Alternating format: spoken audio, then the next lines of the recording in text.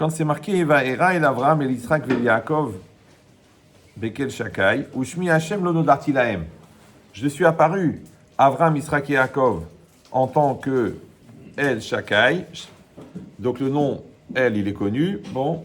Et le nom Shakai aussi, Shin Dalet Yud, que le Midrash il interprète chez Amar Leolamodai, qui a dit au monde, ça suffit, stop.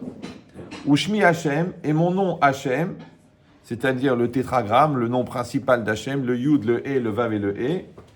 L'onodarti lahem, je ne me suis pas fait connaître à eux, si on traduit littéralement.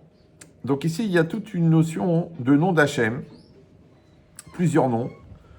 Le nom Kel, le nom Shakai, le nom Yudke Vavke. On sait aussi le nom Elohim, le nom Eke Asher Eke, d'après certains qui disent que c'est un Hachem Kadosh. Donc il y a plusieurs noms divins. Et on sait, comme il dit le Raphaël Friedlander, que le nom divin, en vérité, ce sont des facettes que Akadosh Baruch Hu a rendues perceptibles de lui pour nous. C'est-à-dire que ce qu'on perçoit d'Hachem, c'est, on va dire, nommé, défini par le nom. Et c'est intéressant, je me rappelle l'avoir dit ici, mais bon, on peut se répéter, c'est pas très grave quand on devient vieux, qu'on ne parle jamais d'Hachem, on parle toujours d'Hachem. Vous avez remarqué? Oui. Même Hachem, on l'appelle Hachem. Maintenant, Hachem, ça veut dire le nom. Maintenant, Dieu, il a des noms, mais on ne prononce jamais le nom. On dit toujours le nom. On fait Beshem Hachem, au nom du nom, d'accord? Les Maran Hachem, pour le nom. Baruch Hachem, béni soit le nom. Chilul Hachem, profanation du nom. Kiddush Hachem, sanctification du nom. Pourquoi on parle toujours du nom? Pourquoi on ne parle pas de Dieu? C'est bizarre. Alors, il y a une explication la plus simple pour les gens qui utilisent leur cerveau de manière régulière. C'est qu'en fait, le nom, c'est la représentation de l'être. Et l'être lui-même, on n'a rien à voir avec lui. Il faut juste accepter d'avoir la modestie de comprendre que, comme il dit le Nefesh HaChaim, que l'essence de Dieu, c'est même assourd d'y réfléchir. Tu vas dire, bon, j'ai un cerveau, je suis pas nul, je suis pas débile, j'ai le droit de réfléchir. Tu as le droit de réfléchir, mais comme tu as le droit de boire l'Atlantique, tu as le droit. Tu peux aussi décider de déplacer Jupiter. C'est des choses qui sont tellement inaccessibles. Donc quand on dit assourd, ça veut dire c'est impossible. Par contre, le nom, lui, il est accessible. Encore une fois, le Rav Friedlander, il a donné la définition. Moi, j'aurais dû finir par ça, mais j'ai commencé par ça. Bon, c'est qu'en fait, les facettes d'Hachem qui sont accessibles s'appellent le nom. Maintenant, on va prendre le nom chez un homme, on va comprendre. Quand on parle du nom de quelqu'un, je ne parle pas de l'état civil ou le nom qui a été nommé à la Brit Mila, on parle du renom de quelqu'un, la réputation de quelqu'un. Ouais. Tov Shem Mishemen Tov, ouais, c'est mieux un bon nom qu'une bonne huile. Quelqu'un qui a une bonne réputation, tu vas lui prêter de l'argent. Quelqu'un qui est riche, tu ne vas pas forcément lui prêter de l'argent. Donc, c'est quoi la réputation? La réputation, c'est l'image complexe formée par l'ensemble des actes perçus. Vous me suivez ou... Ouais. Vous avez une personne qui agit. Quand elle agit, ça donne un ensemble d'actes. Cet ensemble d'actes donne une réputation. Le gars, il ment beaucoup, il a une réputation de menteur. Ouais. Elle dit toujours merci, elle a une réputation de poli. Donc la réputation, le shem, est formée par l'ensemble des actes perçus. Ou la majorité en tout cas. Ça va? Oui, non? Maintenant, les actes s'appellent les marasim. Les marasim, ils sont l'expression de la volonté. D'accord? Et la volonté, elle est porteuse d'une connotation personnelle qu'on appelle la personnalité. Ça va toujours. Comme chez une personne, il y a le je et le veux. Maintenant, la neshama, elle produit une énergie extrêmement puissante qu'on appelle la volonté et qui est divine. Et cette énergie, elle va être orientée par le je, qui va l'emmener vers le bien ou vers le mal, vers le vrai ou vers le faux, vers la haine ou vers l'amour. Mais c'est le je qui est la personne qui va orienter le vœu. Donc quand vous dites « je veux », puisque la volonté vient de la Neshama, donc la volonté dans sa nature profonde est divine, mais la personne qui va l'orienter, elle est humaine. Ça va jusque-là? Non, ça, c'est des petites définitions, mais ça va vous faire gagner à peu près 15 ans de thérapie et 6 ans de limoud. Donc, c'est pas très grave. C'est bien de comprendre. Parce qu'il y a des gens qui font beaucoup d'efforts pour ne pas comprendre. Ils appellent ça la religion. Non, la religion, c'est aussi de comprendre. Il y a une autre religion où c'est assourd de comprendre, mais ça, tout le monde est au courant. Alors, donc c'est quoi l'idée? C'est que quand quelqu'un, maintenant, il va comprendre qu'en vérité, son jeu, ce que les Chachamim appellent le lève, c'est ce qui va orienter ce vœu, cette énergie, et c'est ça qui va mettre la connotation personnelle. La connotation personnelle que vous mettez dans cette volonté s'appelle la personnalité. L'orientation que vous donnez à cette volonté, ça s'appelle le libre arbitre. Voilà. Ça va? Super. Maintenant, attention, c'est très important. Donc, quand on dit que quelqu'un fait quelque chose, je fais quelque chose, je le fais parce que je le veux. Maintenant, le jeu à l'intérieur qui maîtrise le vœu, il est dedans. Le jeu à l'extérieur qui fait, c'est celui qui agit. Maintenant, les deux sont censés être les mêmes. Ça s'appelle être soi-même. Ou toho kebaro. Dans le langage des Chachamim. Ça veut dire que pour trouver son toho, il faut passer un certain temps derrière les... Non, pas du tout. C'est pas grave. C'est pour voir si vous suiviez. D'accord. Donc, l'idée, c'est quoi? C'est que il y a le moi intérieur et le moi extérieur. De la même manière, puisque l'homme a été fait à l'image d'Hachem, alors il y a ce qu'on appelle, chez Akadosh Baruch Hu, le Yesh et le Haïn. Qu'est-ce qu'ils ont dit les Bnei Israël? Ils ont dit, Ayesh Hachem bekirbenu im Haïn. Est-ce qu'Hachem est parmi nous ou non? Un langage très très bizarre, d'accord, qui fait sauter en l'air à Volbeu, qui dit, mais ça veut dire quoi? On est à la sortie d'Égypte et les Bnei Israël se demandent si Hachem est avec eux. Et d'ailleurs, juste après, il y a eu Amalek. Parce qu'il faut savoir que Amalek, c'est la même gématria que Safek. Safek, c'est le doute. Donc l'affirmation de la haine de Amalek ne vient que du doute d'Israël. Ça va? Si on est Vadaï, lui il est Safek, Ve'en Safek motimi de Vadaï. Si tu es clair dans ta Torah, tu es clair dans ta Emouna, il n'y a pas de problème. Si tu doutes, que tu doutes de Dieu, que tu doutes de toi, que tu doutes de l'enfant, ils vont commencer les problèmes. Amalek, il rentre, tac, il arrive. De la même manière, dans ce rapport-là, quand la personne, on l'a dit, elle est entière à l'intérieur et entière à l'extérieur. Mais la partie extérieure, on la voit, vous me voyez. Mon moi extérieur, vous le voyez. Mais mon moi intérieur, vous ne le voyez pas. Maintenant, qui c'est qui est en train de parler là? C'est le moi intérieur ou le moi extérieur? C'est le moi intérieur. J'espère que vous avez compris, sinon ça serait grave. Ça veut dire que je suis un acteur ou un animateur de soirée. Donc c'est le moi intérieur. Le moi intérieur, il va faire passer un message, mais il a besoin du moi extérieur pour que ça passe. De la même manière, tes parents, toi tu vois tes parents, quand tu es jeune, il faudrait expliquer ça aux ados. Il est dur avec toi, il t'empêche de sortir, il veut pas que tu te maquilles. Bon, d'un autre côté, tu as 8 ans. Mais ça te stresse. Alors tu dis, oui, mes parents, ils sont durs avec moi. Mais ça, c'est ce que tu vois. C'est le yesh. Mais toi, tu dois voir le haïn, c'est-à-dire les intentions, l'amour qui est derrière. Quand les parents sont intéressés à faire ton bonheur. Donc de la même manière, il y a l'intervention d'Hachem qu'on voit, qui nous fait plaisir, qui ne nous fait pas plaisir. Il y a l'intervention qu'on ne voit pas. Maintenant, cette intervention qu'on ne voit pas, on sait qu'elle est les tova, elle est pour le bien. Mais le problème, c'est que des fois, elle se matérialise dans des circonstances que nous, on trouve mauvaises. Vous savez, genre l'enfant, il est renvoyé de l'école, toi, tu vas mourir. Surtout que tu fais partie des plus gros donateurs. Mais manque de peau, le prof là-bas était fou. Il est renvoyé, donc tu l'inscris dans une école où, chas v'shalom, tu l'aurais jamais mis. Mais le prof cette année de la classe, c'est un génie en pédagogie et il sauve ton fils. Donc ce que tu pensais pour du mal dans le yesh, c'était du tov dans le haïn. Maintenant, les questions qu'ils avaient les Bnei Israël, est-ce que Hachem, avec nous, il est le tov, c'est-à-dire est-ce qu'il est le yesh ou le haïn? Parce que peut-être qu'on est trop loin de Dieu pour s'adresser au Haïn, c'est-à-dire à la partie invisible de Dieu, et qu'on ne peut avoir que la partie visible. Mais la partie visible est déconcertante.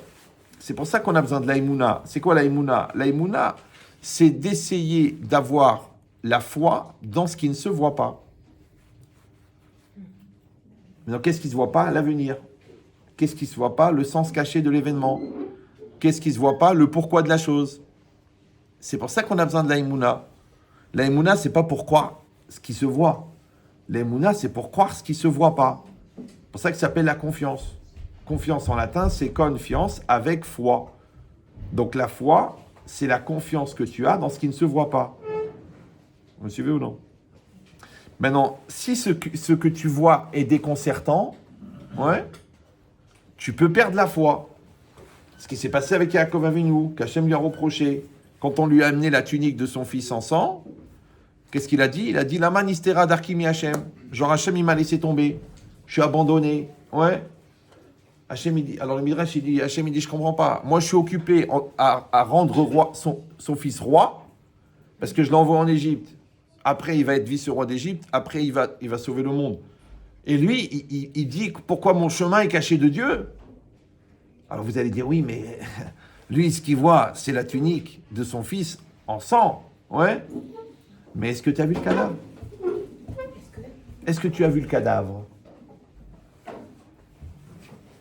Comme dirait le Rav Colombo, ça va être compliqué d'établir le meurtre, puisqu'on n'a pas trouvé le cadavre.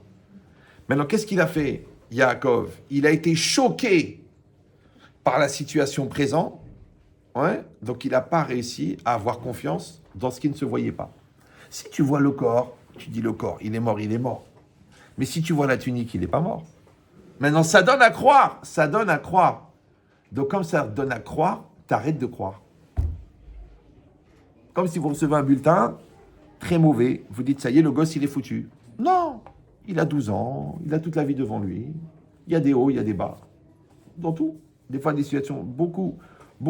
Là, je viens de recevoir un message, j'avais envie de vomir. Bon, je ne vais pas vous le dire parce que je ne vais pas vous salir la tête, mais il va falloir aller chercher à l'intérieur des ressources très très fortes pour redonner la confiance à une personne que son mari lui a détruit la confiance. Si vous voyez ce que je veux dire. Voilà, vous sentez ça, vous comprenez? Ouais. Et c'est ce que je leur dis aux gars. Je leur dis, écoute, t'as fait une avéra très grave. Très, très grave. T'as fait l'adultère. Mais t'as deux problèmes. Un, t'as fauté. Et deux, t'as détruit la confiance. C'est pour ça qu'après, il pleure. Et je vous en prie, Rabben Chetrit, qu'est-ce qu'on peut faire? Vous lui parlez, vous voudrez qu'on la convoque. Je suis prêt à changer, à faire une thérapie, à truquer. Qu'est-ce que vous proposez? Je dis, moi, j'ai une proposition. Et on peut la faire à deux. Moi, je la dis et vous répondez. Il me dit, allez-y. Je dis, Itgadal, Vitkadash. Pourquoi les gens, ils nous considèrent comme des urgentistes, ouais, alors qu'ils nous appellent quand il faudrait faire appel à la Chevra Kadisha? Vous suivez ou non? Pourquoi ils t'appellent quand c'est foutu? Le gars, il dit, oui, vous comprenez, il a rencontré Christine. Bon, il y a une semaine. Non, il y a 12 ans. C'est un fossile, Baba. Qu'est-ce que je fais? C'est drôle ou non? Ils sont bizarres, les gens. Ouais. Bon, le gosse, il a été détecté ETH, je sais pas quoi, je sais pas comment ça s'appelle. Je dis, bon, c'est pas grave. Il y a des suivis, il y a des traitements, il y a des psychologues, il y a des médicaments, il y a des dosages. Faut pas avoir peur. D'accord? Mais c'était quand? Ben, c'était il y a 8 ans. 8 ans. Maintenant, tous les dégâts collatéraux, Baba. La mauvaise image, les mauvais réflexes, les mauvaises habitudes, les peurs, les angoisses, les nerfs, les complexes, les lacunes qu'il a développées. Viens tout de suite, tac, t'as le diagnostic. Allez, tac, on s'assoit avec l'équipe pédagogique, on s'assoit avec les parents, on s'assoit avec le psychologue, on s'assoit avec le médecin, on va l'aider, il n'y a pas de problème, on peut tout faire dans la vie. Pourquoi t'attends? Ben, de la même manière, les Bnei Israël avaient ce doute. Ayesh Hashem bekirbenu im aïn.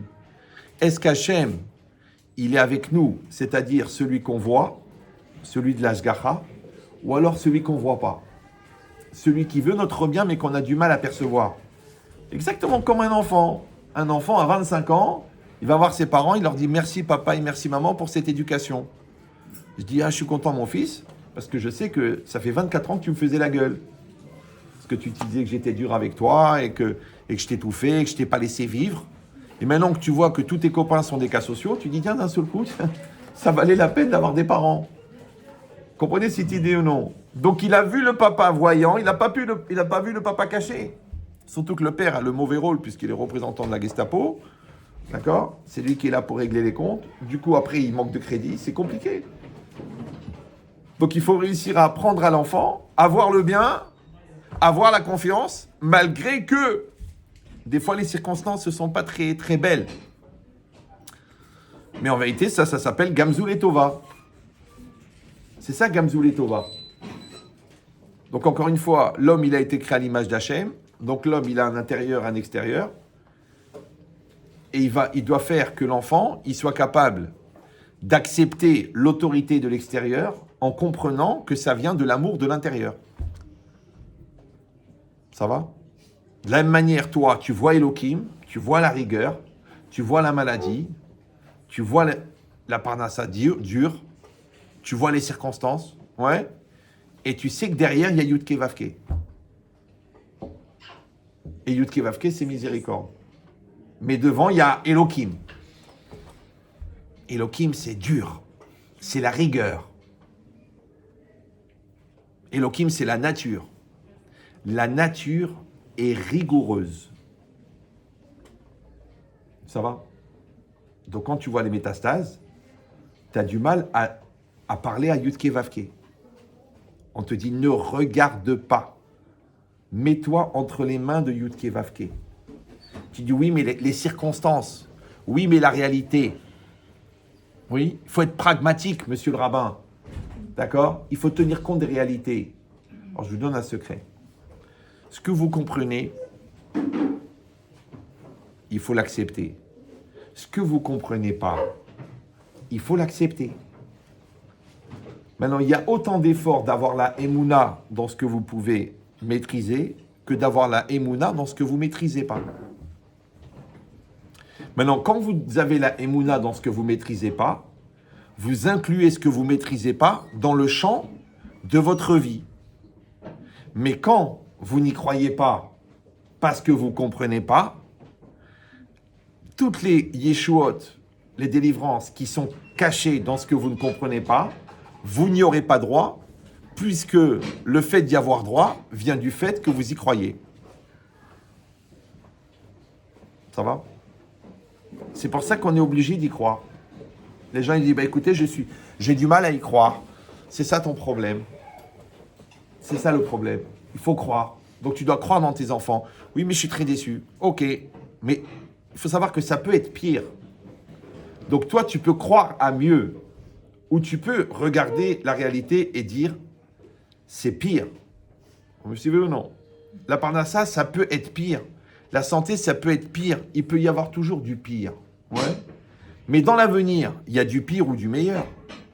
Mais donc, quand toi, tu n'arrives pas à croire au meilleur, tu crois au pire. Et comme tu crois au pire, le pire va s'accomplir puisque tu y crois. Ça s'appelle Bederer Shirot Selelech Molichinoto. Moi, je donne toujours le même exemple parce qu'il est facile à comprendre. Une dame, elle m'appelle. Ramel Chetrit. Ah là là, ça fait 2 mois que j'essaie de vous appeler. Je ne suis pas bien. Je pleure toute la journée. J'engueule tout le monde. Je me stresse. Je vais tomber malade. Je sens que je vais mourir. Je dis, écoutez madame, vous êtes qui, vous? Elle me dit, je vous appelle. Ah. Je lui dis, non, mais la personne qui m'a appelé, elle voulait s'en sortir. Oui. Je dis, vous pouvez me la passer? Elle me dit, je suis en train de vous parler, là. Non, vous avez un langage tout négatif. Donc, à mon avis, ça, c'est celle qui veut mourir. Moi, je veux parler à l'autre, celle qui m'a appelé. Elle ne m'a pas appelé pour me dire, je vais mourir. Donc, déjà, elle se dit, le Rav, il a fumé quelque chose. Ou... Ouais. Je dis pas, c'est moi la personne qui veut s'en sortir et je vais l'aider. Je vais lui donner des forces. Je vais lui donner des moyens. Je vais lui donner un programme. Mais passez-la moi. Ça fait vraiment un peu... C'est comme Kafka. Vous avez lu Kafka? C'est comme Kafka, mais sans le F. C'est-à-dire, c'est un peu de... Ouais. Donc, Donc quand elle me dit « Ah, j'ai compris », d'accord. Donc maintenant, vous allez avoir un langage positif. Vous allez me dire « Je veux m'en sortir, c'est pas facile ». Non, non, non, non.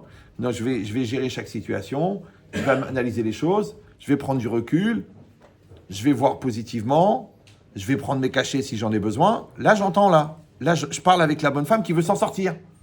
Comprenez ou non? Dans toute la vie, c'est pareil. Donc, de la même manière, dans la Torah, il y a un très très bon Sefer qui s'appelle Netivot Shalom. C'est sur le Chumash, c'est un chassid de Bnei Brak, mais c'est en Rosh Yeshiva. Il a, au début, dans Bereshit, il dit un chidouche incroyable. Il dit dans la Torah, il y a des passages que tu comprends, des passages que tu ne comprends pas. Il y a des facettes que tu comprends, mais des fois, c'est institutionnel. Par exemple, les gens des yeshivot, par exemple, ils vont penser que la chassidoute, c'est des bêtises. Ouais. Ils vont penser que la Kabbalah, c'est des imaginations de gens perturbés ou quoi. Pourquoi faire? Ouais. De la même manière que toi, bon, ok, t'es généraliste, c'est bien. Bon, lui, il est neurochirurgien. Il a une autre vision. Maintenant, lui, il est généticien. Il a une autre vision. Lui, il travaille sur les énergies. Il a une autre vision. Pourquoi tu penses obligatoirement que celui qui ne pense pas comme toi, il dit des bêtises? C'est même pas objectif. C'est carrément de l'ego. Donc, on est passé dans la psychiatrie. Donc, on est passé de l'intellect à la psychiatrie. Maintenant, il dit comme ça. La partie de la Torah que tu comprends, ouais, parce que t'es Baba Kama, Baba Metsia, d'accord, le psychréché dans Shabbat, la Melechet Marchevet, tu comprends, ok. Il y a des choses que tu comprends pas, ouais. Là, tout à l'heure, après Navdallah, j'ai ouvert un sefer du Ramchal. La vérité, je me suis dit, il faut que je fasse teshuva. Je comprenais même pas un mot. Bon, c'est de la Kabbalah, mais je dis quoi, tellement je suis à ma arrête. C'est pas grave, c'est des domaines. Il y a des domaines dans la Torah. Ils disent, ce que tu comprends pas, tu dois y croire. Tu dois avoir la Emouna. Pourquoi? Que c'est émettre. Parce que si un jour, il va y avoir un éclairage qui va faire que tu vas comprendre, c'est parce que tu lui as cru. Mais quand tu l'as décrédibilisé en pensant que c'était faux, parce que tu ne comprenais pas, donc quelle différence entre toi et le goy qui dit que si ça ne rentre pas dans les critères de la science, c'est que c'est des bêtises? Vous me suivez ou non? Ça, c'est pareil. Lui, il a dit, il faut que ça rentre dans ce qui est vrai, dans ce qui est logique, dans ce qui est démontrable, dans ce qui est mesurable, ce qui fait que 99% de la réalité, ben, il ne l'aperçoit pas, puisqu'elle n'est pas perceptible. Demandez au capitaine du Titanic de qu'est-ce qu'il pense de la partie qui est invisible. Il est au courant, il en est mort. Ouais. Mais en vérité, la partie invisible, c'est la plus grande partie. Si tu réfléchis bien. Qu'est-ce qu'on sait des gens? 5%. Le reste, on ne le connaît pas. Qu'est-ce qu'on sait de la vie? 5%. Le reste, on ne le connaît pas. Qu'est-ce qu'on sait de Dieu? 0,0001%. Le reste, on ne le connaît pas. Donc en vérité, 99% de la vie, on ne connaît pas. Comment on fait pour fonctionner avec? Même la religion, si vous réfléchissez bien. La religion, c'est la gestion de l'invisible. Tu mets les téphilines, tu as deux solutions. Soit tu prends ta tension, soit tu imagines que ça fait des choses dans les mondes supérieurs. Mais ce qui se passe dans les mondes supérieurs, tu ne le verras jamais. Enfin, pour l'instant, non. Sauf si tu es Baba Salé ou quoi. Ouais. Donc, tu as la Emouna. Maintenant, si tu n'y crois pas, je peux te dire, sans aucune... qu'il ne se passe rien. Tu mets les tefilines, tu les as déplacés de la boîte à tes bras, il ne se passe rien. Tu rentres dans le mikvé. Ouais. Est-ce que c'est le mikvé qui te purifie ou c'est la kavana de vouloir te purifier? C'est compliqué. Ouais. Si tu fais teshuva parce que c'est Elul. Franchement, tu crois que c'est Elul qui fait la teshuva? C'est la remise en cause. Donc, à chaque fois, tu dois participer. Maintenant, qu'est-ce que c'est participer? C'est s'investir. Et s'investir, c'est croire. Donc, tu crois à l'avenir, tu as un avenir. Vous suivez ou non? Tu crois en l'enfant. L'enfant, il croit en lui. Parce qu'il voit que tu crois en lui. Maintenant, souvent, quand tu vois que tu ne crois pas en lui, c'est parce que toi-même, tu ne crois pas en toi. On revient toujours au moussard. Donc, c'est quoi l'idée? C'est que il y aura toujours la dimension intérieure et la dimension extérieure. Maintenant, la religion, c'est quoi? Ce sont les règles qu'on t'a données pour gérer le monde invisible à partir de repères visibles. Tu as des repères visibles qui s'appellent la Guémara, et tu étudies, tu te casses la tête, et tu pleures, et tu réfléchis, et tu trouves les yésods. Ce que tu as fait, c'est l'extérieur. Mais ce qui se passe à l'intérieur, le sroud de la Torah, c'est énorme. Vous suivez ou non?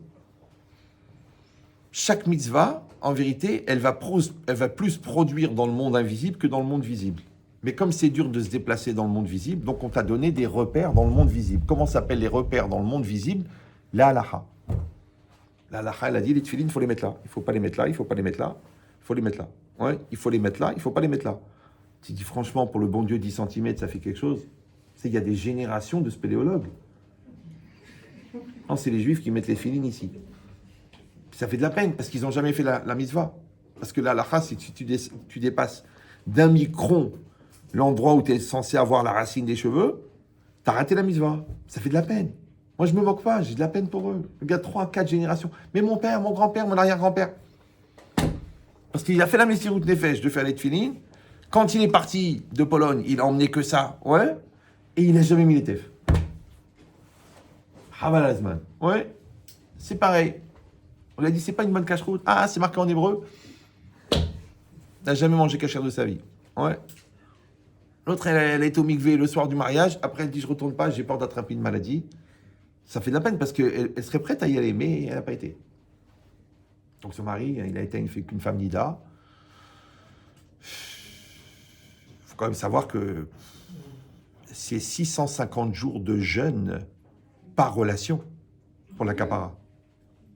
Donc tu peux arrêter White Watchers. Bah oui, parce qu'un karet, parce qu'une relation avec une femme nida, c'est karet. La femme, tant qu'elle va pas au mikvé, elle est nida. Donc à chaque fois que tu vas avec elle, c'est 650 jours de jeûne. Et chayav karet. Et en plus, vous étiez un couple plutôt actif. Tu dis oui, mais on ne savait pas. Bon, jusqu'à quand on peut ne pas savoir? Jusqu'à quel point on ne s'est pas vraiment donné les moyens de savoir?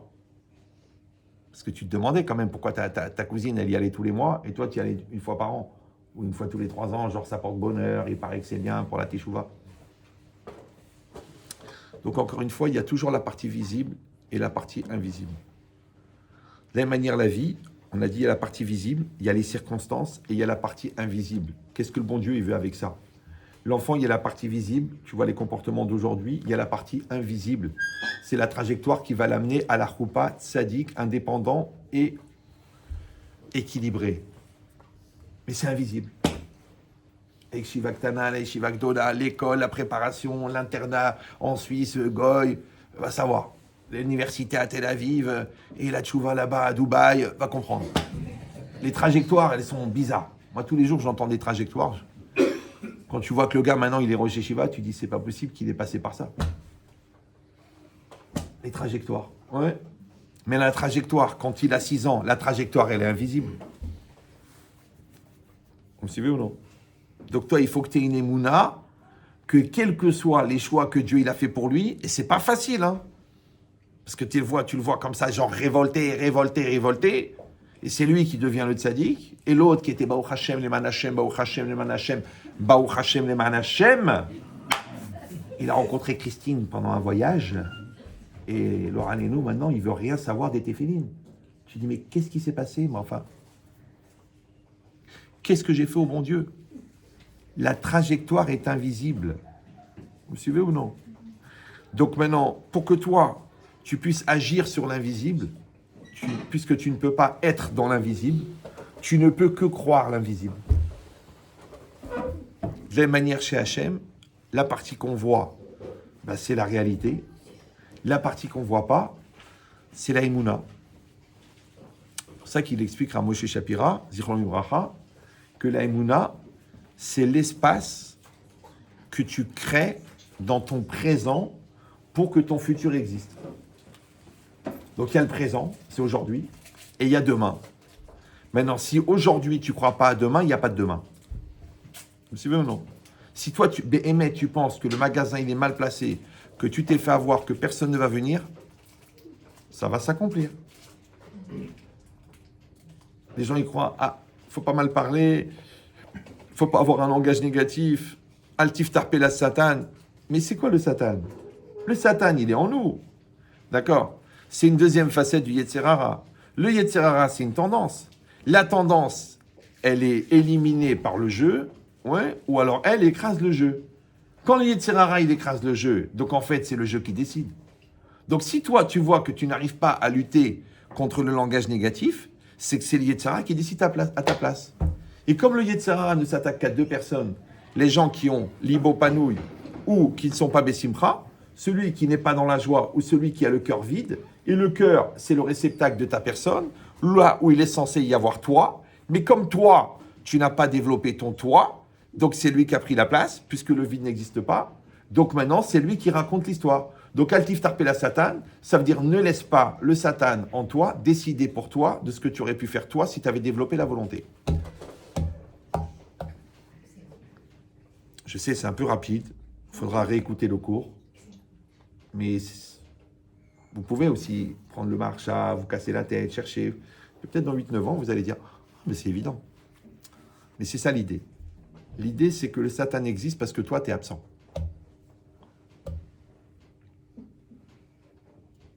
Le doute existe parce que toi, tu es absent. Ouais. Et le Yetzer Hara, c'est l'ange de Amalek. Et Amalek, c'est la même guématria que Safek. Vous me suivez ou non? Et le Safek, c'est quoi? C'est 50-50. Donc, quand tu vois que tu es toujours dans l'indécision, c'est que c'est Amalek qui décide pour toi. Le contraire de Safek, c'est Psak. Psak, c'est trancher. Maintenant, c'est quoi trancher? C'est décider. Tu dis oui, mais on n'a pas toutes les clés. J'ai compris. Sur ce que tu maîtrises, tu décides. Sur ce que tu ne maîtrises pas, tu y crois. C'est pour ça que Amalek et le Yetzer Hara ont 3 pôles d'accès. 1, il t'enlève la confiance en toi. 2, il t'enlève la confiance en Dieu. 3, il t'enlève la connaissance. C'est les 3 sources de doute. Tu doutes parce que tu ne sais pas. La Torah, elle te dit cultive-toi. Tu doutes parce que tu n'as pas confiance en toi. La Torah, elle te dit augmente la confiance en toi. Tu doutes parce que tu n'as pas confiance en Dieu. Et donc, fais un travail de Emouna et de Bitachon. Vous avez compris ou non? Maintenant, si tu ne fais pas activement le triple travail, ne viens pas chez moi pour me dire j'arrive pas à décider, j'ai peur de l'avenir, je ne sais pas comment ça va se passer avec cet enfant, mais baba, tu travailles pour le Satan. Vous me comprenez ou non? Ne viens pas me dire je veux m'en sortir, alors que quand tu travailles activement à entretenir ta dépression. Ne dis pas j'ai des problèmes de parnassa, alors que tu te lèves à 16h de l'après-midi. Où il était Dieu quand j'ai eu besoin de lui. Vous comprenez ou non? Ne viens pas me dire j'ai trouvé aucune fille à mon goût, alors qu'au fond, tu es très bien avec ta mère. Ça veut dire qu'en fait, il faut ce qu'on appelle en psychologie, essayer de déterminer chez toi quel est le taux de FDG. FDG? Foutage de gueule. Bon, je sais que vous n'avez pas tellement l'habitude de ce genre de mots ici, c'est pour ça que je viens une fois par an, mais il faut bien que quelqu'un vous dise la vérité, d'accord? Donc, c'est quoi le foutage de gueule? En vérité, c'est le moussard. Ça s'appelle Mabat Haemet, c'est-à-dire que tu arrêtes de te mentir à toi-même. Alors, je sais que c'est pas évident, ouais, mais un jour, si Dieu veut, au lieu de te répéter que c'est pas évident, tu vas te demander, mais pourquoi c'est pas évident? C'est vrai, pourquoi c'est pas évident? Pourquoi c'est pas évident la vérité? Parce que tu entretiens le contraire. C'est comme si tu as la peinture qui se décolle, tu amènes le gars, tu appelles l'assurance, on refait l'enduit, on refait la peinture. Et tu recommences, et tous les ans, et ça recommence. Et un jour, tu tombes sur un peintre honnête, tu dis, monsieur, excusez-moi, vous avez un étage au-dessus? Oui. Il y a un lavabo? Oui. Vous voulez qu'on aille voir? On y va, il goûte. Quand il goûte, il imprègne le parquet, qui imprègne la dalle, qui imprègne le mur, qui décolle la peinture. Maintenant, si vous voulez, je vous refais l'enduit. Mais c'est dommage, peut-être qu'il vaut mieux réparer la fuite. Ouais. Peut-être que tu peux encore te remarier, t'en es qu'à ton 3e. Mais peut-être qu'il faut se demander d'où est-ce qu'elle vient la fuite, au lieu de toujours penser que t'es tombé sur des folles. Vous comprenez ou non? Cherche la fuite, sinon tu refais l'enduit.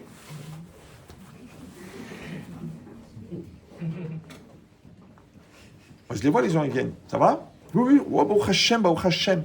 Ça va, Baruch Hashem. Ça va, Baruch Hashem. Ça va, Baruch Hashem. Ça va, bon. Prozac ou Xanax? Comment vous savez? Je dis, bah vas-y. Je dis, bien, je Tu vas aller voir tous les spécialistes du monde, mais à un moment, il faut que tu ailles à la source. Qu'est-ce qui s'est passé dans ta tête? Comment tu as géré le conflit? Pourquoi t'en veux encore à ta mère? Elle a 82 ans. Ouais. Pourquoi t'es sûr que c'est à cause de ton père? Parce qu'il t'a pas allaité? Arrête.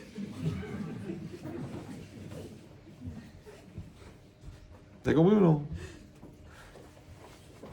Michiesh bo isurim, ipashpesh, bemarasav.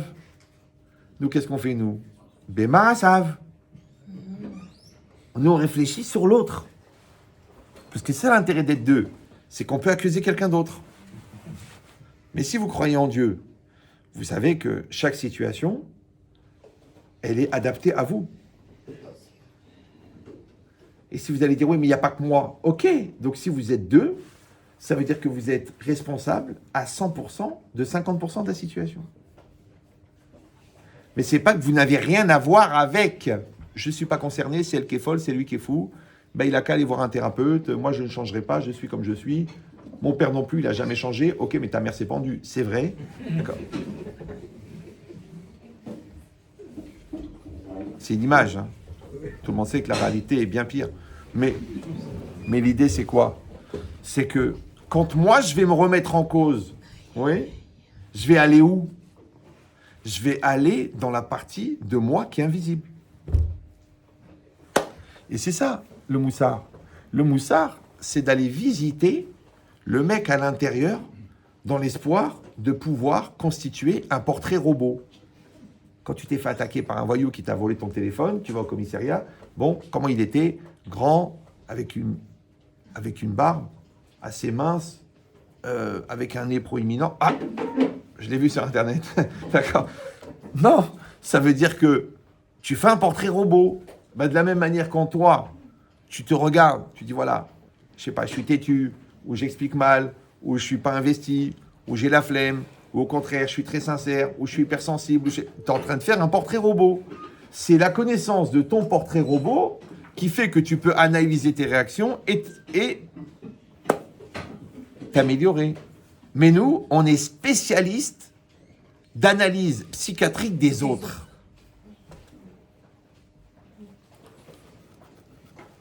Mais pas de nous-mêmes.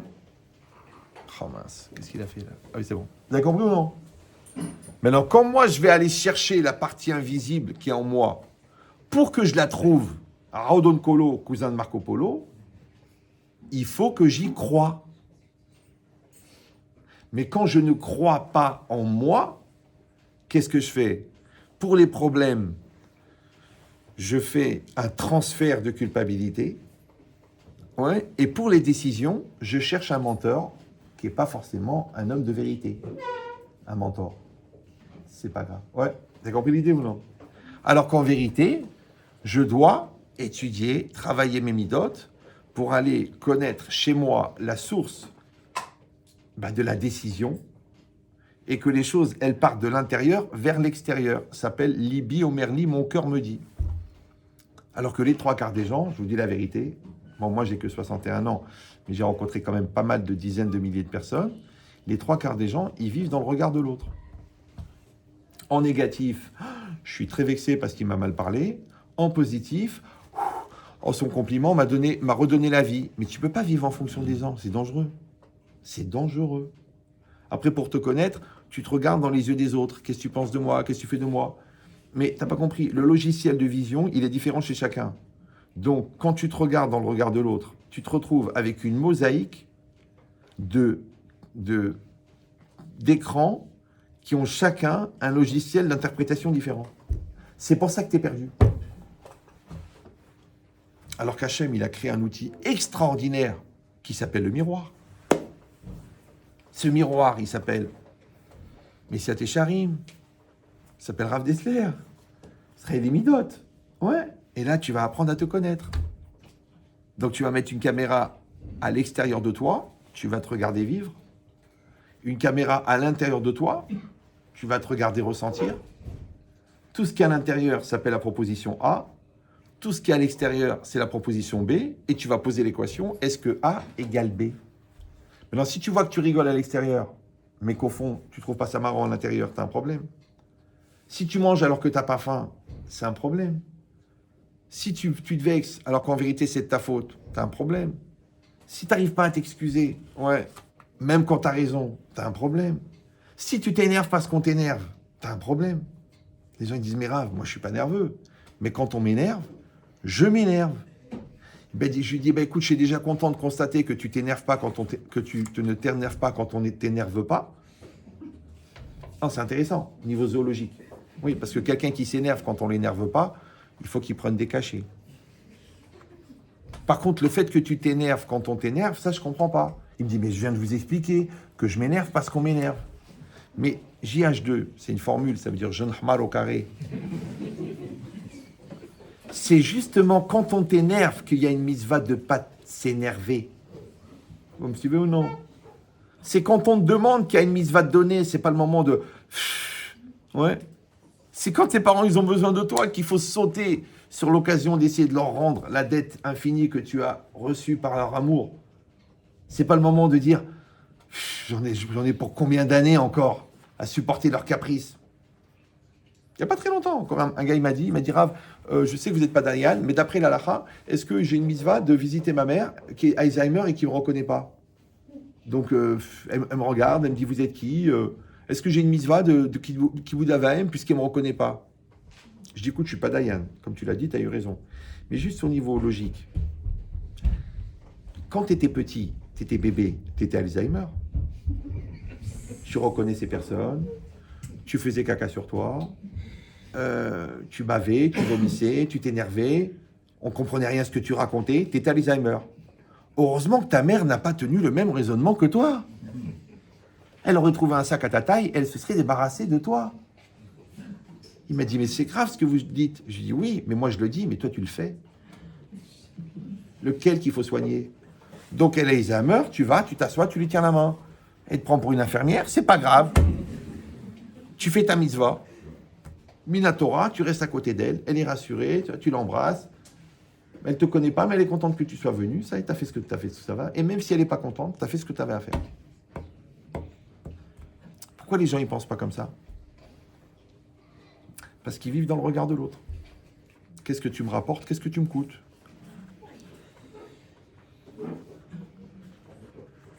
En fait, la Torah, elle nous propose de devenir humains. La société nous propose de devenir des chiens. C'est pas grave. Parce que la Torah, elle veut que tu aies un lève. La société, elle veut comme un chien. Qu'élève. Comme un cœur. Des fois même, ils se réunissent pour danser sur des plages. Ça s'appelle Kelb Méditerranée. Bon, ça a fermé finalement. Mais l'idée, c'est quoi? Ça va? Ah, vous n'êtes pas venu pour rien, vous. Donc l'idée, c'est quoi? L'idée, vous avez compris qu'encore une fois, tout ça, je donne beaucoup d'illustrations. En fin de compte, c'est la gestion de l'invisible. C'est bon? Maintenant, je vous ai dit au départ du cours que le Rav Chaim Friedlander, il dit que les noms d'Hachem, ce sont panim, ce sont des facettes. La facette, c'est ce qui apparaît. Comme vous voyez mon visage. Ouais. J'ai combien de visages? N'ayez pas peur, j'ai un seul visage. Alors pourquoi panim c'est au pluriel? C'est bizarre, non? Et panim, ça veut dire facette dans le diamant. Maintenant, Dieu, il est un, mais il a plusieurs panim. Comme ton père, il est un, mais c'est le même père qui te donne la Torah, le même père qui te donne la Terecha, le même père qui te donne le courage, le même père qui te tient la main, le même père qui t'accompagne à l'école. Il a plusieurs facettes. Les facettes d'Hachem, c'est les facettes qu'Hachem a été intéressé que nous puissions capter. C'est ça l'idée. D'accord? Donc, par exemple, on a dit Yudke Vavke. La racine, c'est quoi? C'est Ov. Ov, c'est le verbe être. Et c'est le présent. Donc, on appelle le Shem Havaya. Pourquoi? Parce que He Vav E, c'est le Ov. Mais avec un Yud devant. s'appelle Yudke Vavke. Maintenant, le Yud, il va faire une déclinaison de ce nom-là, qui fait que Hachem, on dit, il est Me'ave et Haolam. Parce qu'on ne peut pas le prononcer tel qu'il s'écrit, comme les prononcent les témoins de la Java. Oui, c'est assourd. Donc, on dit le Shem Havaya, mais en vérité, ou Me'ave et Kol à Havayot. C'est lui qui fait être tout ce qui est. Donc, Yudke Vavke, il ne fait pas le monde, il fait être le monde. La différence, elle est simple. C'est que Yudke Vavke n'intervient jamais directement dans la réalité. Enfin, pas toujours, on va voir. A priori, il n'intervient pas dans la réalité. Ouais, il est caché en arrière, mais les exécutants des volontés de Yudke Vavke sont Elohim, sont Shakai, on va voir, sont Makom, qui sont des autres noms d'Hachem. Maintenant, on dit, par exemple, Elohim, on a dit c'est la nature, c'est Ateva. Et Elohim, c'est aussi la rigueur. Maintenant, c'est marqué dans les Sfarim que Hachem, Yudke Vavke, mitlabesh be Elokut. Il s'habille de Elokut. Donc, je donne toujours les mêmes exemples. Je m'excuse pour les gens qui ont déjà assisté à cet exemple. C'est que c'est comme quelqu'un qui est dans une pièce énorme. Elle est énorme. Et puis, il entend un bruit énorme. Boum! Ouais. Et à nouveau, ce bruit. Boum! Et à nouveau, ce bruit. Mais ce bruit, il vient d'un truc invisible qu'il a compris qu'il se déplace parce qu'il voit que le bruit se déplace et qui doit être énorme parce qu'il voit que le parterre se soulève. Donc il a compris qu'il y a un truc énorme qui est en train de se déplacer, mais il ne le voit pas. Mais sur la trajectoire de déplacement de ce géant invisible, il y a un bassin de peinture. Et le géant tombe dans le bassin. En ressortant, il se remet à courir, mais là il le voit parce qu'il y a la peinture. Maintenant, la peinture, elle est verte. Ça correspond à la nature. L'habit d'Hachem, c'est la nature. C'est Elohim. Ça va? Maintenant, Elohim, il habille Yudke Vavke. Si je dis que Elohim, il habille Yudke Vavke, ça veut dire que la nature, donc ça veut dire la réalité, elle est l'habit de Dieu. C'est comme si la petite fille de 9 ans, elle joue avec son père à cache-cache. Le père, il dit, vas-y, sors de là, je vais me cacher. Et il se met derrière le rideau. Donc le rideau, il est plat. Et à cet endroit-là, comme le père a un menton très volontaire, donc la fille, elle dit, ah, papa, il est là. En fait, c'est le relief du père à travers le rideau. Ça va ou non? C'est pour ça que le Rav de Brisk, il disait, celui qui n'a pas vu les Alpes, il n'a pas vu la grandeur de Dieu. Mais quel rapport entre la grandeur de Dieu et les Alpes? Parce que les Alpes sont le relief, l'habit de Dieu. Tu vois le Pacifique, tu vois les galaxies, tu vois la puissance du tsunami, tu vois la perfection du corps humain, tu vois la gestion de la cellule par le cerveau, tu ne vois que le Shem Hashem, le Shem Hashem, le Shem Hashem, le Shem. Tu vois que Hashem. Ou non? Tu dis non, c'est la nature ça n'a rien à voir avec Dieu. Donc c'est normal que la nature, elle est l'écran entre l'homme et Dieu. Pourquoi? Parce que la mitzvah, c'est de croire en Dieu, mais comme la croyance, elle n'a de valeur que par rapport à la possibilité de se tromper, donc tu auras toujours la nature pour que tu puisses te tromper. C'est comme il y a la Torah et il y a la science. Mais là, on ne peut pas faire une science débile et une Torah intelligente. Donc on va mettre une science intelligente. Après, qu'est-ce qui va rester? C'est ta croyance au-delà de la science.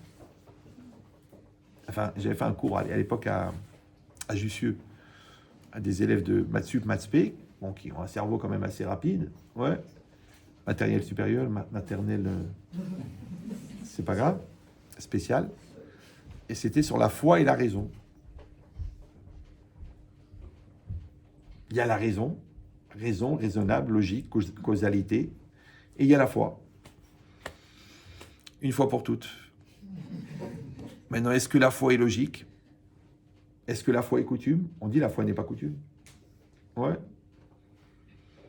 Donc, à l'intérieur de toi, il y a la raison, et ça, un juif est obligé d'avoir un cerveau extrêmement puissant. Et d'un autre côté, il y a la tmimout, la simplicité, l'intégrité de la foi. Comment on peut fonctionner avec les deux? C'est très simple. Sur la partie que tu peux comprendre, tu as une mitzvah d'être très très intelligent. Sur la partie que tu ne comprends pas, tu as une mitzvah d'être très très croyant. Ce que les scientifiques n'ont pas compris. C'est pour ça que le cumul de leur ignorance est beaucoup plus grand que le cumul de leur connaissance. Encore une fois, puisque l'accès à ce que tu ne comprends pas vient du fait que tu crois dans ce que tu ne comprends pas, mais comme eux ne croient que dans ce qu'ils comprennent, donc ils occultent tout ce qui est incompréhensible. C'est-à-dire que comment tu vas pouvoir rationaliser l'irrationnel puisque tu n'as pas compris la dimension irrationnelle de ce qui est rationnel.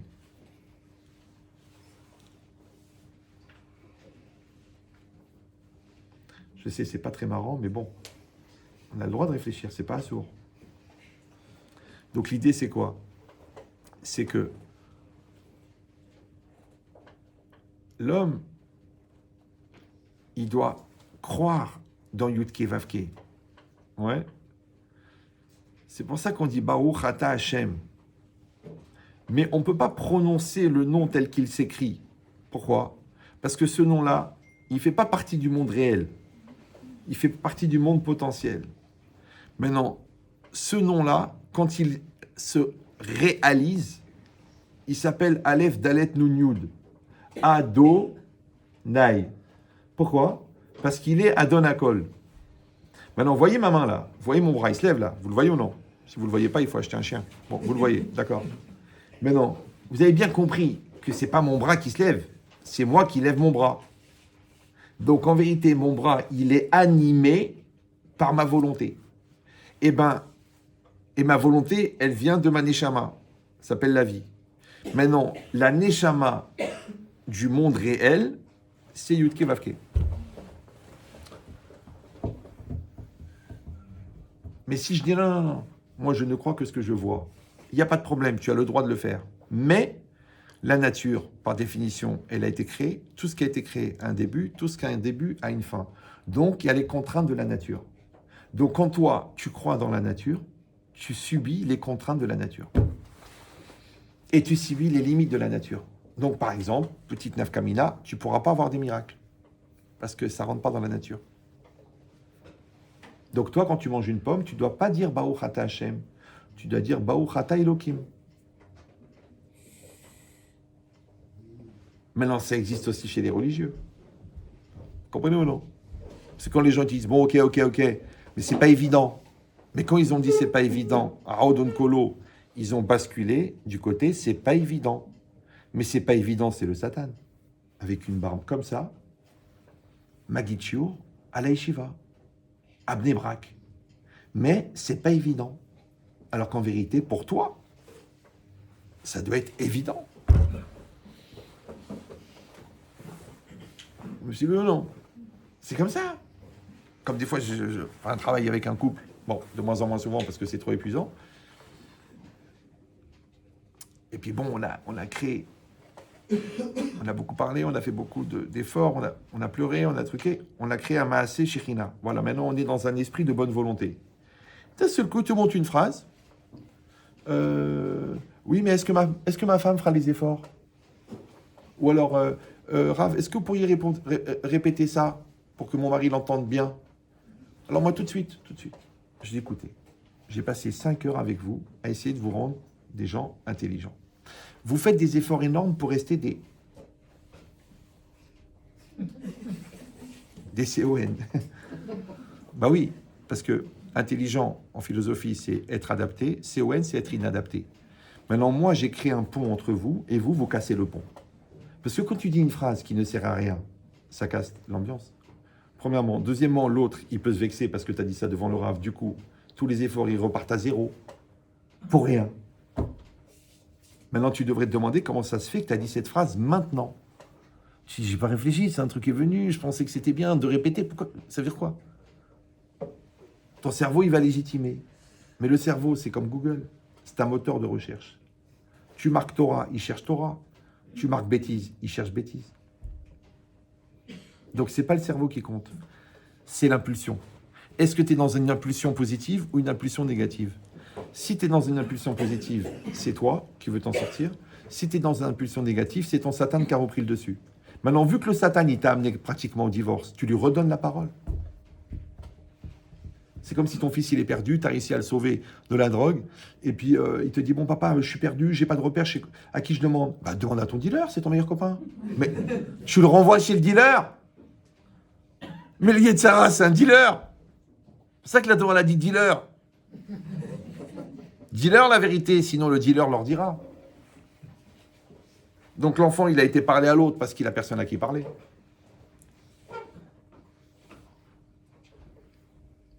Donc deviens le dealer de ton fils. Deviens le dealer de toi-même. Donne-lui ce qu'il a besoin. Donne-le, sois le dealer de ta fille.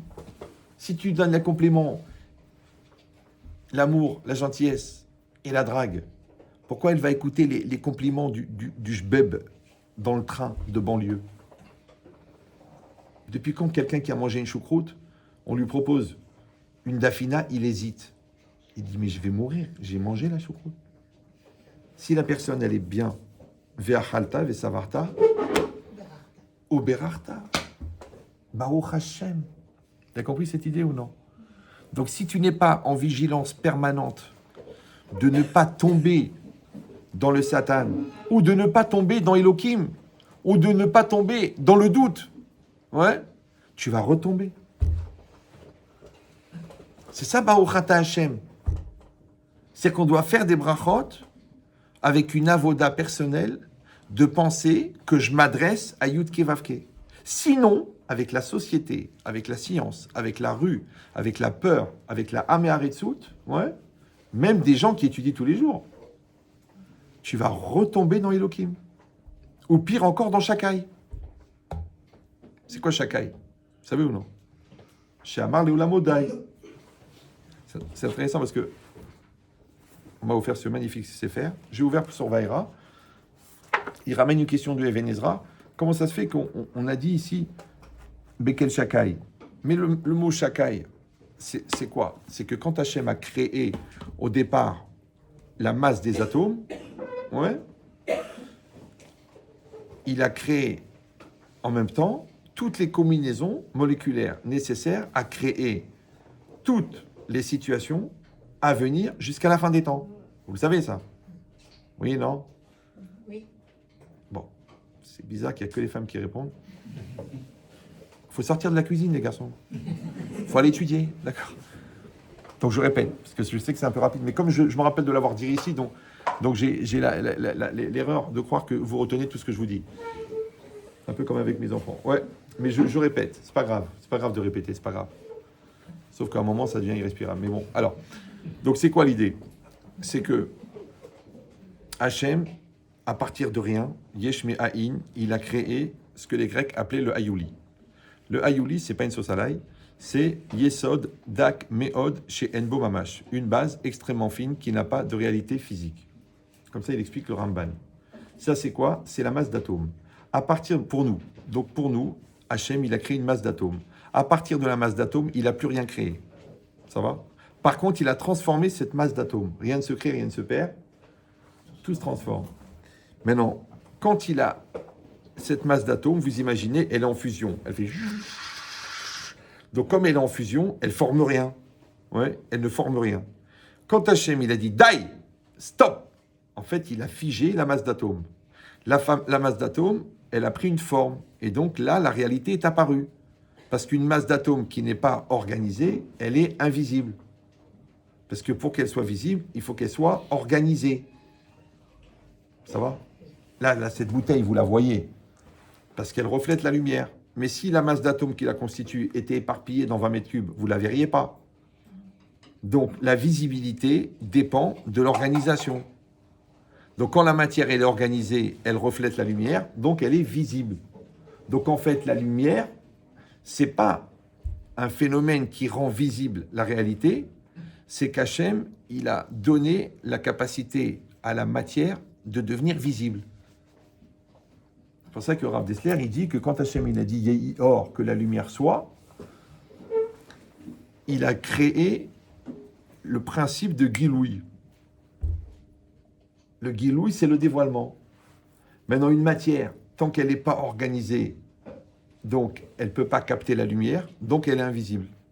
Maintenant, quand elle n'est pas organisée et qu'elle est invisible, elle s'appelle Rocher. Ça va? Vous comprenez ou non? Le Rocher, c'est quoi? Vous croyez que c'est l'obscurité? Non, c'est la matière non organisée. Maintenant, dès que la matière est organisée, elle s'appelle Rocher. C'est pour ça que c'est marqué Veruach Elokim merachefet Rocher al pene tehom. Et juste après, c'est marqué Vayomer Elokim yehi or. Donc les gens, ils croient que là, à ce moment-là, Dieu il a créé la lumière. Non, il a créé l'organisation de la matière. Et dès que la matière est organisée, elle capte la lumière, donc elle est visible. Donc la lumière, en vérité, c'est quoi? C'est la structure de la matière non organisée. C'est la structuration de la matière non organisée. Vous êtes toujours avec moi là? Voilà. Maintenant, ce qui est intéressant, c'est que dans les Sfarim, on dit toujours Orot Zeretzonot. Les volontés, en vérité, les lumières, ce sont les volontés. Donc la lumière représente la volonté de Dieu. Et une matière, pourquoi elle prend une forme? Parce qu'elle est structurée. Comment on appelle ça en français? La structure énergétique de la matière. Et la structure énergétique de la matière, c'est la volonté d'Hachem que la matière soit. Donc, on va prendre les éléments de base, les atomes, sur lesquels Hachem applique sa volonté. Et donc, à ce moment-là, la volonté, elle donne la structure énergétique de la matière qui donne la forme à la matière. C'est pour ça que la Gemara dit que si Chas v'Shalom Hachem enlève sa volonté, le monde revient au Tohu Bohu. Mais le Tohu Bohu, c'est quoi? C'est le chaos moléculaire. Et le chaos moléculaire, il n'est pas visible puisqu'il ne peut pas capter la lumière. Donc, il s'appelle Rocher. Ça va toujours? Ça veut dire que la matière non organisée, elle a été créée sous la forme de la masse d'atomes. Vous êtes toujours là? Et donc, ça s'appelle une bria. Ça va? C'est une bria. Par contre, Hachem, il n'a pas créé la lumière. Il a formé. Puisque la lumière forme. D'après ce que je viens de dire. C'est pour ça que dans la prière, on dit Yotzer Or ou Borech Rocher.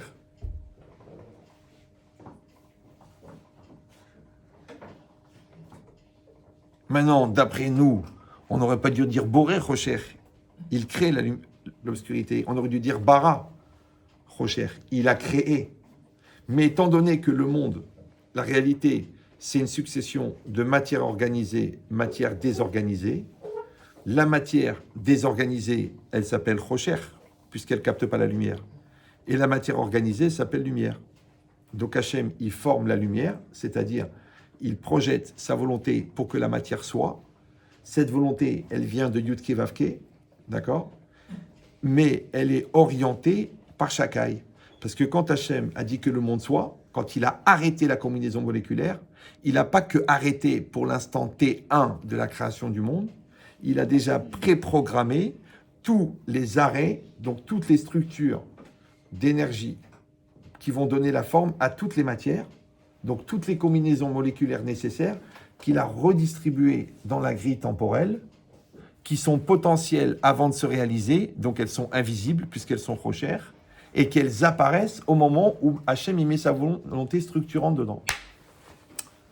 Ça veut dire que l'avenir, il est inscrit dans une dimension invisible qu'on appelle vulgairement le mazal. Et le mazal, c'est quoi? Je ne parle pas du traumatisme des célibataires. Ouais. Le mazal, la destinée, en vérité, c'est quoi? C'est la prédestination, la prédétermination de la trajectoire de tous les atomes pour qu'ils prennent la forme au fur et à mesure que la réalité arrive dans sa réalité temporelle. Oui, non? Vous êtes bien là ou non? Non, si vous ne comprenez rien, je peux répéter, je peux parler plus doucement. Ça va? Ça, on n'apprend pas ça à la yeshiva, c'est dommage. Il faut faire gagner quelques avérotes, quelques temps.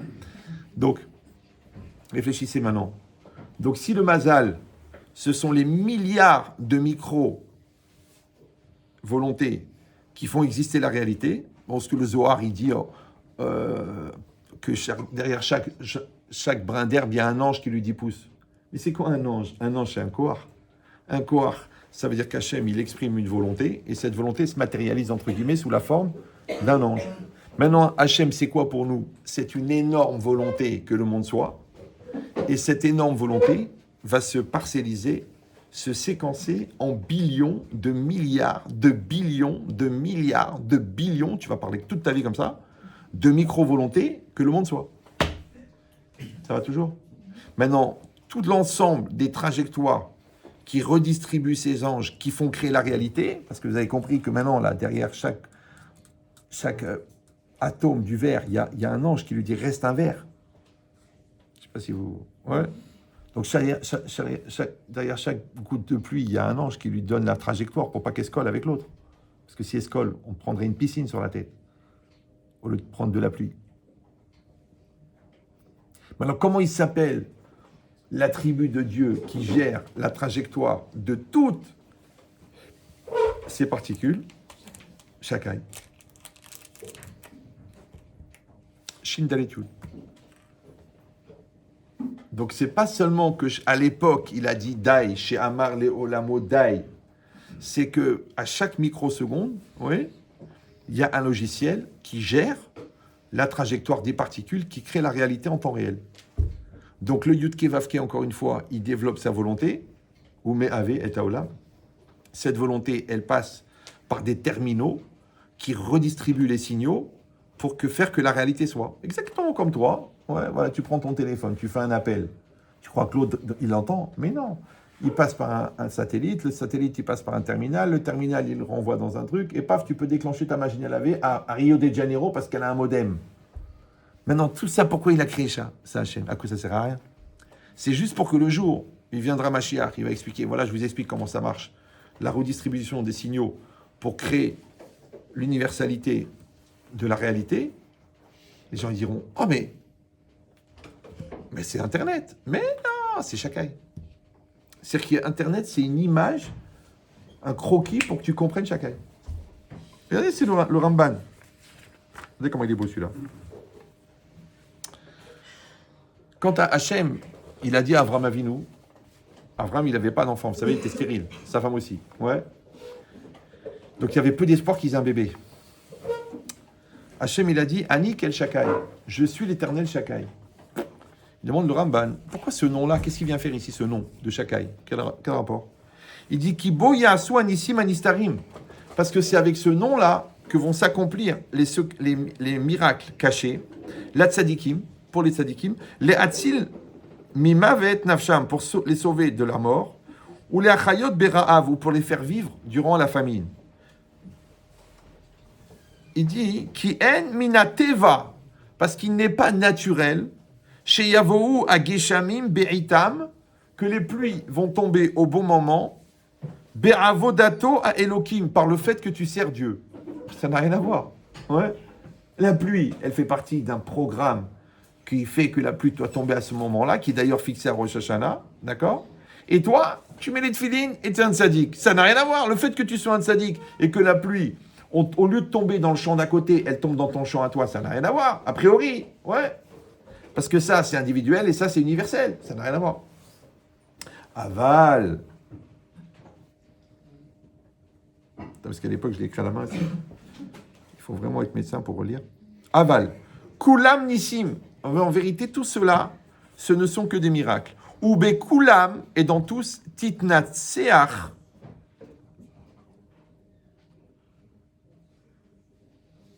Oh là là. Bon, vous chercherez dans le Ramban, c'est dans Pach Vaïra.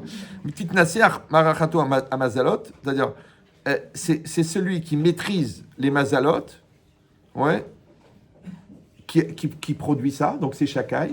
Et là, chez En Baem, Shinui Miminago chez l'Olam, mais qu'il n'y a pas de changement au niveau de l'habitude du monde.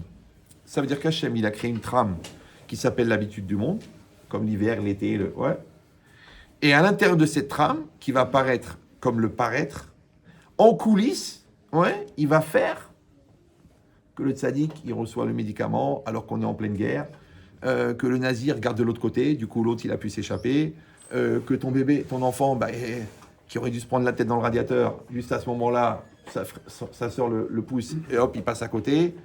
Qui c'est qui fait tout ça? Shakai. D'accord? Maintenant, non, au contraire. Shakai, il a créé le mazal.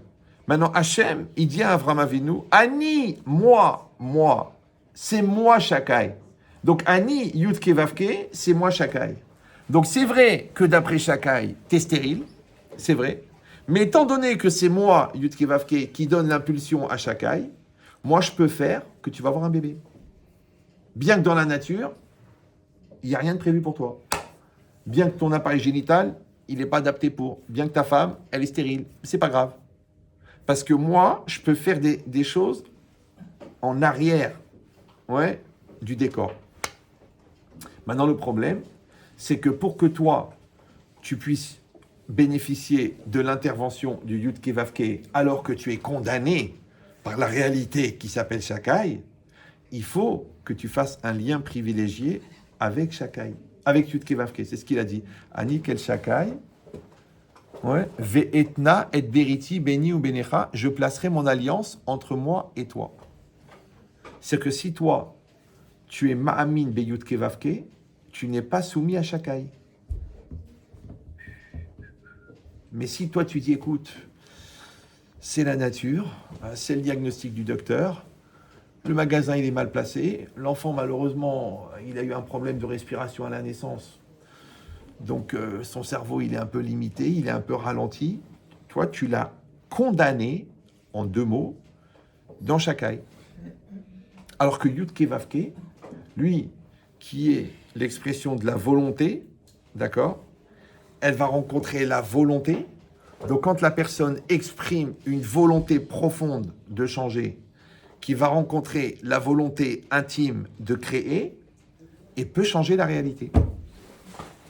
C'est comme si c'est connu à l'époque, il y avait un enfant qui était un peu lent d'esprit et qui n'était pas un génie, et que même son père, il a dit, le pauvre, il est un peu lourd, mais il a tellement prié, il a tellement pleuré, il a tellement jeûné, il a tellement étudié, qu'il est devenu Raphaël Kanievski.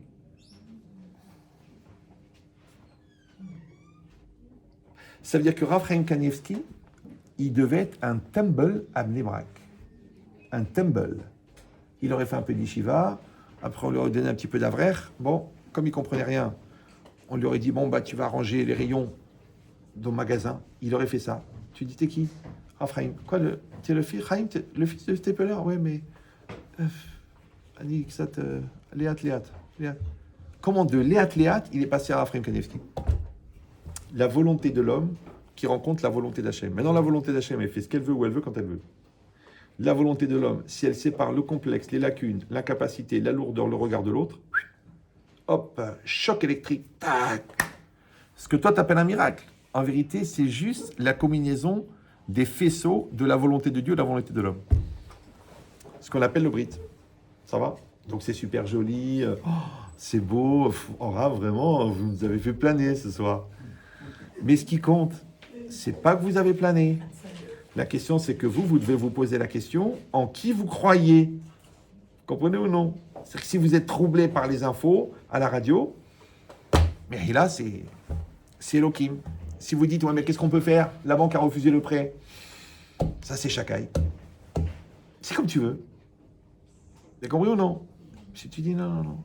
Comme il faisait les tzadikim, il créait une yeshiva, il n'avait pas un centime. Tu dis, mais ça va pas la tête.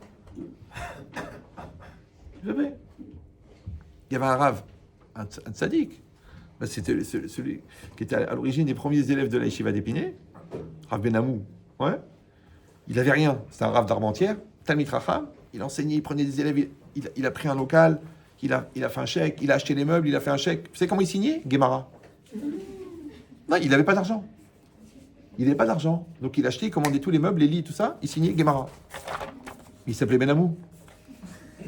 Maintenant, toi, tu dis, il est fou, ou c'est un escroc. Non. Pour lui, la Emouna, c'est le sro de la Guémara qui va payer les meubles. Et à chaque fois, il y avait un miracle. Le gars, il disait, écoutez, moi, mon oncle, il a été déporté, je vous offre les meubles. Mais il y a 1 million de magasins. Pourquoi il est tombé là-bas? À Guémara. D'accord ou non? C'est ça l'idée. Qu'est-ce que tu crois, toi? Qu'est-ce que tu penses, toi? Qu'est-ce que tu veux, toi? Mais il faut aller chercher le bon Dieu à l'intérieur. Ou tu peux dire non. C'est pour ça qu'il faut être idéaliste. Parce que si tu es réaliste, la vie, elle est déprimante. À chaque fois que tu réfléchis, à chaque fois que tu as eu un miracle dans ta vie, et normalement, il dit le Ramban, la vie d'un juif, c'est que des miracles. C'est à chaque fois que tu as réussi à créer le lien entre Hachem et toi. Maintenant, il y a des ségoulottes, il y a des iloulottes, il y a des bahlalot, il y a plein de trucs. Mais si la Iloula, elle t'a pas aidé à bouger dans ton cœur, elle sert à rien. Vous suivez ou non?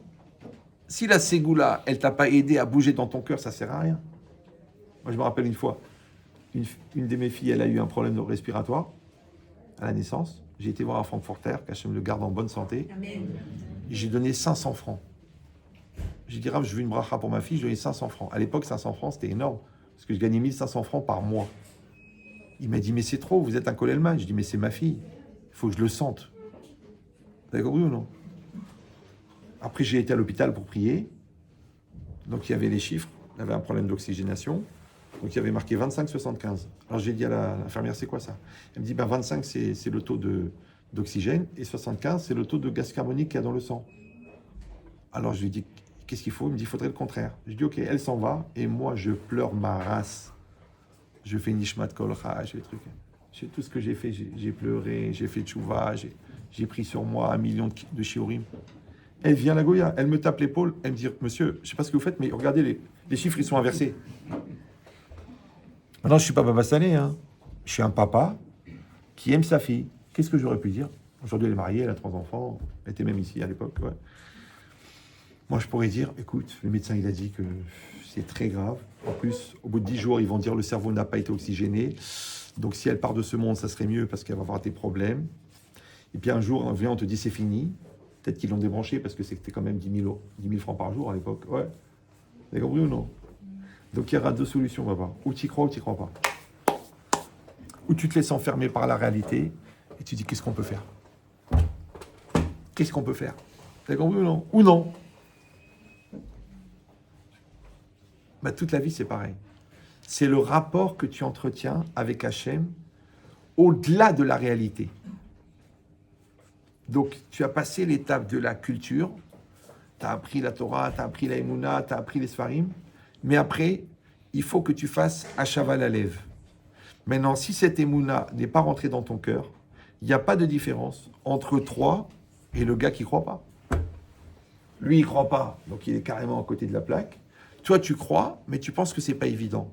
Mais tu penses que ça dépend pas de toi. Mais tu penses que c'est trop dur, que ça n'arrivera jamais. Quelle différence entre vous deux? Moi, j'ai vu des gens, même des Avréchim et tout ça. Il en manquait 1000 shekels, il pétait un câble. Il dit, Ria, où est-ce qu'il est Dieu? Pourquoi il me laisse tomber? Je vais mourir, 1000 shekels. Mais si, chas v'shalom, t'as un enfant qui est malade et qu'il te faut 180 000 $, mais c'est toi qui vas la tuer. Toi, tu dois croire. Dans tous les domaines, c'est pareil. J'ai vu des gens qui avaient des institutions, tout ça. On allait au gala. Le gars, il me dit, ah, je le sens pas, ça va mal marcher. Ça. Je dis, mais si toi, tu n'y crois pas. Il me dit, oui, mais c'est dur de demander. Mais je ne crois pas, toi, tu ne penses pas aux gens. Tu t'en fous. Toi, tu penses aux familles. Ils ont besoin de manger, ils ont besoin. Toi, tu penses aux gens qui crèvent de faim, qui dorment par terre. Et après, le bon Dieu, il ouvre les portes. Mais qu'est-ce que tu as pensé quand tu as pensé à eux? Qu'est-ce que tu as fait?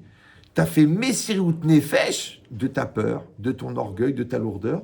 Tu as mis toi et la cause est Dieu. Donc toi, la cause est Dieu, ça s'appelle l'idéal. L'idéal, il est porteur de miracles. Mais la réalité, la vérité, la réalité, c'est la réalité. C'est ça le problème. Ouais. C'est pour ça que c'est dangereux d'être réaliste. Moi, les gens me disent, oui, vous êtes un petit peu trop idéaliste. Je dis, Baruch Hashem, qu'Hachem me garde cette maladie. Sinon, je n'aurais rien fait de ma vie. Tout ce que j'ai fait dans ma vie, je l'ai fait par idéal. Les gens disent, oui, maintenant, Baruch Hashem, 50 000, 100 000, 200 000. Je dis, mais on commençait, il y avait personne, il y avait 3 personnes dans le cours. Tu dis non, tu veux enseigner, tu veux aider des juifs, tu veux leur donner l'occasion, s'ils n'ont pas fait 15 ans d'Yeshiva, de recevoir les Yesodot de Rav Yerucham. Si c'est ça ton projet, le bon Dieu, il va te donner le haut-parleur. Toi, tu veux parler, on te donne le haut-parleur. Les gens ils disent, non, j'attends le haut-parleur. Et alors à ce moment-là, j'ai quelque chose à dire. Mais tu n'as rien à dire parce que ce que tu dis, c'est ce que tu es, c'est pas ce que tu as. Donc si tu n'es pas devenu, qu'est-ce que tu vas faire du bruit? Alors tu n'as qu'à transcrire les Sfarim pas oralement. Mais c'est quoi le véhicule de la Teshuvah et du changement et de la remise en cause? Le véhicule, c'est la volonté. S'il n'y a pas la volonté, s'il n'y a pas l'amour, ça ne marchera jamais.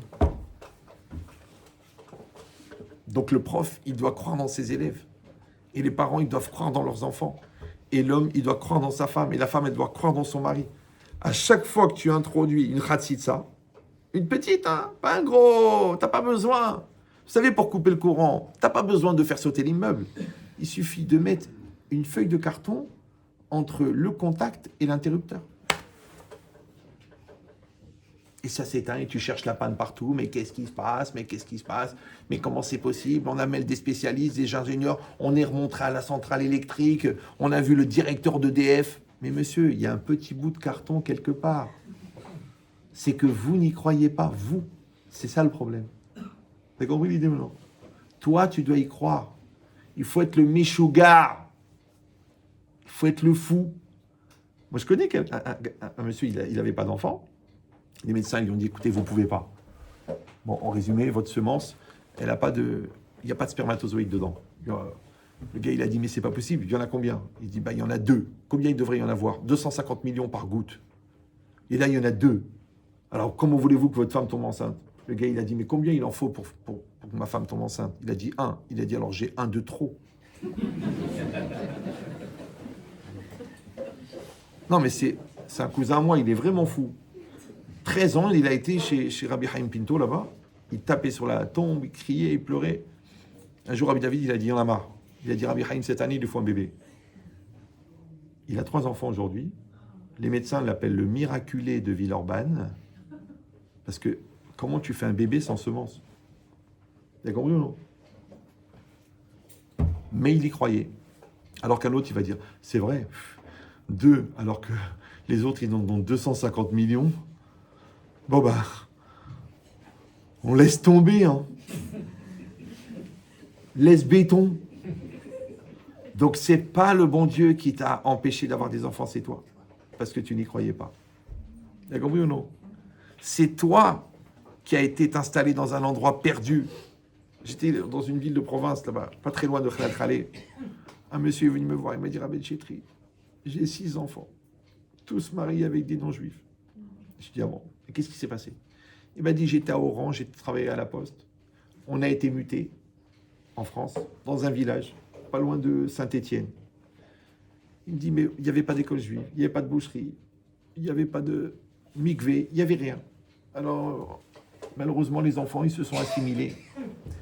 Je lui dis, mais j'ai pas compris, monsieur. Vous avez été muté ou vous avez été déporté?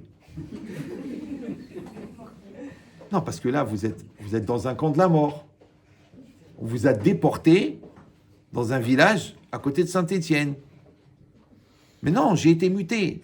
Genre, j'ai pas compris. Ouais. Je dis, le Satan, il est venu, il vous a dit, voilà maintenant.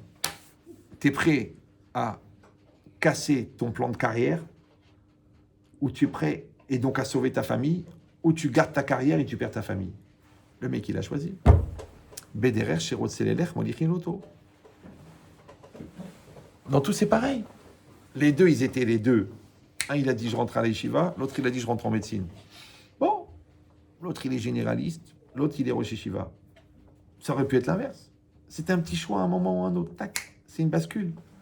Ouais. L'autre, on lui a fait un chidour avec une fille sérieuse et tout ça. Midot. Mais pas très mignonne. Il a dit, je n'ai pas... Après, on lui a présenté l'avion de chasse. Du coup, il s'est proposé comme piste d'atterrissage.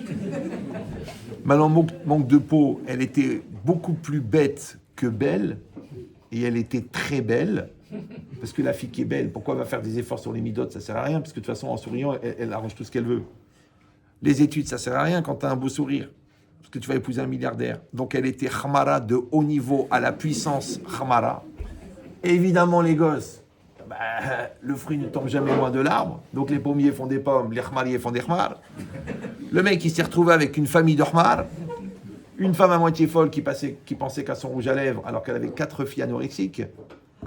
Et lui, en train de pleurer sa mère, en pensant à la tzadékette, qui maintenant, grâce à Dieu, a tous ses enfants qui sont dans les grandes yeshivotes et dans les grandes écoles.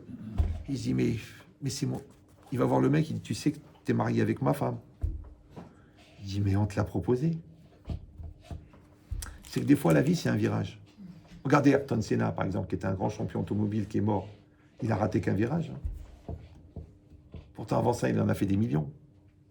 Comprenez, la vie, c'est ça. Donc la vie, c'est d'être présent. Maintenant, avec qui tu vas être présent? avec Yudke Vavke.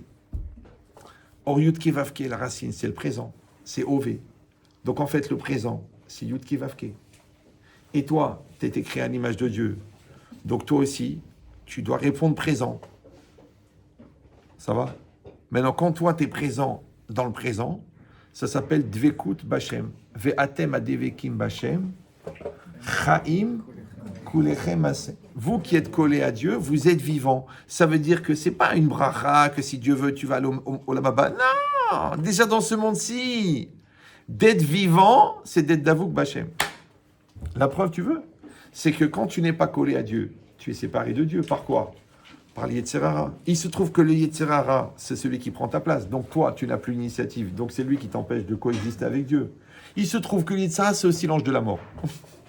Et que les Réchaïm de leur vivant sont appelés morts. Mais pas en tant que condamnation, en tant que réalité. La preuve, ces gens-là, quand tu leur dis, mais écoute, va t'occuper de ton fils, ils disent, laisse tomber, c'est mort. Donc il te dit qu'il est mort. Tu dis, viens, on va sauver ton couple et tout. Non, c'est mort. Donc il est mort. Mais c'est un choix, c'est pas grave. Ouais. Adamo Behema Toshi Hashem. Il y aura une délivrance pour tout le monde. Il y en a qui vont venir debout, il y en a qui vont venir à quatre pattes. Sifre Chaim ve Sifre Metim Munachim Lefanecha. C'est un choix d'être vivant ou un choix d'être mort. Mais alors c'est quoi d'être vivant? C'est d'être relié à Dieu qui est la source de la vie. Maintenant, il y a des adaptateurs. Toi, tu viens en Amérique avec un téléphone français. Tu essayes de rentrer dans la prise, ça ne marche pas. Il faut un adaptateur. Toi et ta femme, vous êtes complètement différents. Il faut le Shalom Bayit, c'est l'adaptateur. Eh bien, toi, tu veux te rapprocher de Dieu. Bah, tu vas, qu'est-ce que tu fais? Tu lui serres la main? Non! Tu prends la Torah. Étudie la Torah, adaptateur. Fais les mitzvot, adaptateur. Mais attention, même si tu as l'adaptateur, mais s'il est rempli de gras, de chala et de baba, le contact ne se fait pas. Donc, il faut faire le nettoyage des midotes pour que le contact se fasse. Vous me suivez ou non? Moi, j'ai vu des gens qui ont fini le chasse, mais qui sont tordus, mal élevés, qui ont un rapport avec l'argent qui est malsain. Ils font des grosses avérotes. Alpi alacha. C'est tordu, alpi alacha. Tu dis, mais ça se fait pas.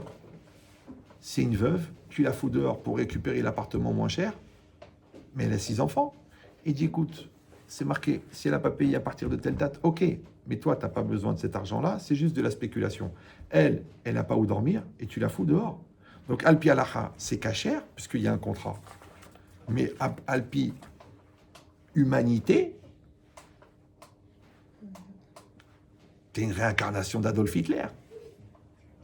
Peut-être parce que depuis que tu es petite, tu essayes de faire fureur.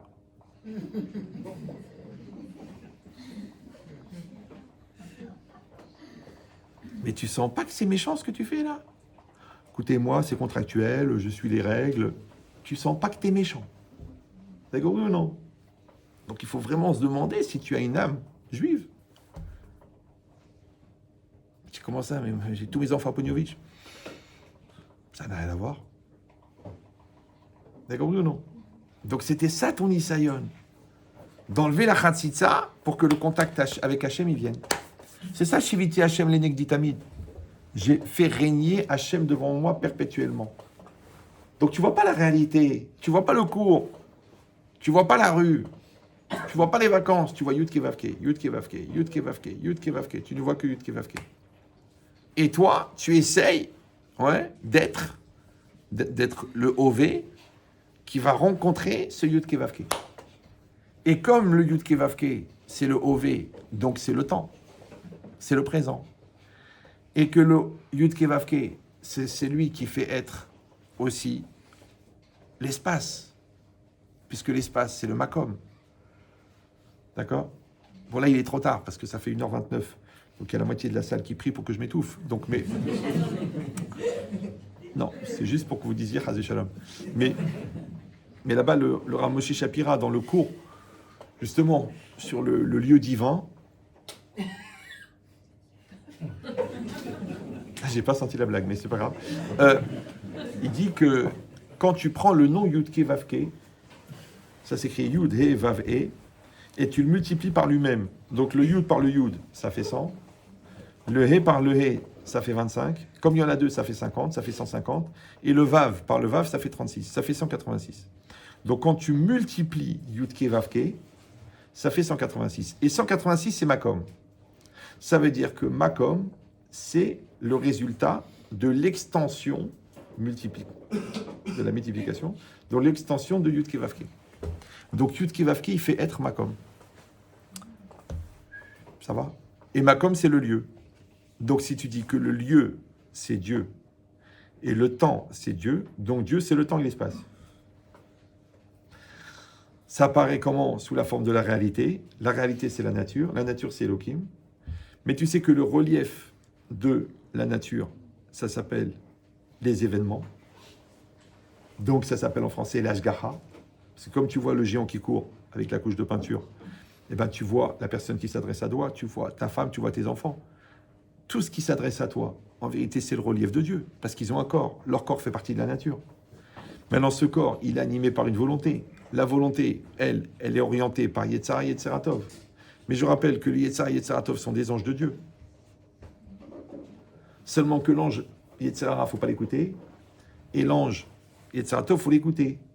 Donc maintenant, quand quelqu'un va prendre son jeu et va entendre un conseil du Yetzeratov et va l'appliquer, ouais, il va devenir, par ce choix d'être bien, un vecteur de bien dans le monde. Mais quand la personne, elle va écouter le conseil du Yetzirara, elle va être un vecteur de mal dans le monde. Mais le mal et le bien font partie du projet. Donc comme il y a du mal et du bien, il faut aussi des acteurs du bien et du mal. Donc toi, tu mérites une récompense. Il faut un acteur de bien qui va t'amener la récompense. Maintenant, toi, tu mérites une treha. Il faut un acteur de mal qui va t'amener la treha. Toi, tu veux faire une grosse avéra avec une femme mariée. Il faut que la bonne femme, elle soit mutée de carpentras sur ton palier. Vous suivez ou non? Le contraire, toi, tu veux aider quelqu'un. Ouais, mais il te manque 5 000 euros. Mais lui, il mérite une capara de 5 000 euros.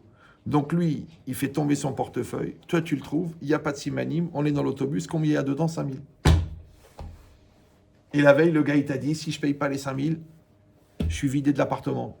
Donc, mes Akim et des Akai, tu es devenu le tsinor, le tuyau. Maintenant, l'épreuve, c'était quoi? Puisque tu es tellement convaincu que tu dois aider l'autre, est-ce que tu vas garder l'argent pour toi ou non? Donc, épreuve pour toi, je garde ou je donne. Épreuve pour lui, est-ce que Dieu va me l'envoyer?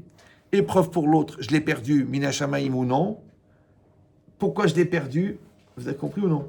Ça s'appelle la chaîne des causalités. C'est ça, Hadgadia. Maintenant, chacun d'entre nous, il tisse son fil, et le bon Dieu, il fabrique le tapis. Donc, chaque fil, c'est tu fabriques ta destinée, et le bon Dieu, il mélange les couleurs et les fils pour fabriquer la réalité. Donc, ça veut dire que même toi, ouais, tu fais partie du projet de Dieu. Alors, on n'a pas de libre arbitre, alors. Ouais, je pense que j'ai parlé trop vite, donc je répète. Moi, je choisis, je veux faire le bien ou je veux faire le mal, d'accord? Si je fais le bien, le bon Dieu va utiliser mon bien pour faire du bien. Si je veux faire du mal, le bon Dieu va utiliser mon mal pour faire du bien. Moi, je donne cet exemple.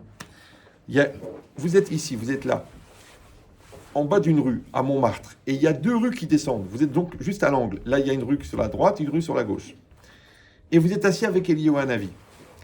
D'accord? Et il y a un gars qui descend tout excité, tout rigolé, tout ça. Et un autre très nerveux, très... Maintenant, Eliyahu, il dit, je vais t'expliquer. Tu vois le gars rigolo, là? En vérité, lui, il est très content parce qu'il a planté son beau-frère de 174 000 euros. Et il mérite vraiment une bonne treha. Le gars de l'autre côté, c'est un bodybuilding. Ouais, il est taillé comme un truc, mais il a une femme, Ginette, qui le rend cinglé. Et comme elle l'a énervé et qu'il ne veut pas la frapper, il cherche une personne à éclater. Vous avez compris ou non? Donc, Akshbochum avec Zivugim, Hachem, il crée des couples, il crée des rencontres. Donc, celui-là, il mérite la treha, il arrive par là. Celui, il cherche quelqu'un pour donner la treha, il arrive par là. Imagine maintenant, pour répondre à votre question, je peux vous les passer? Ouais.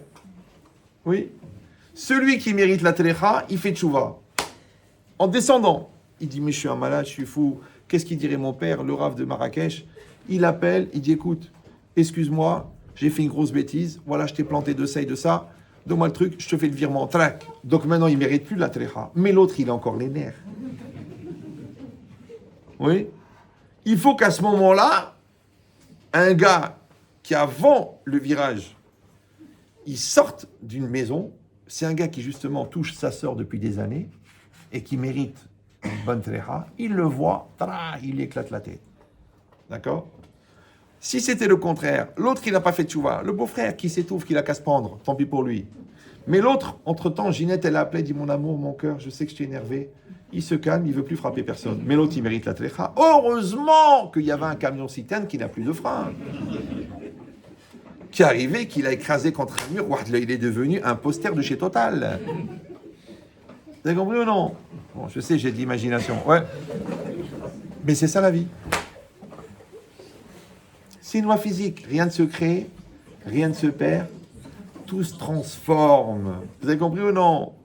Ça veut dire que, encore une fois, je sais que c'est un peu rapide, mais quand je vous dis que toi, tu tisses ton fil, ouais, toi, tu tisses ton fil, tu mets de la gdoucha, tu mets de la pureté, tu mets de la finesse, tu mets de la douceur, tu mets de la remise en cause. L'autre, il tisse son fil, il met du mensonge, de la dépression, de l'horreur, de la perversité, de la pornographie, de la chala. Mais t'as fait ce fil-là.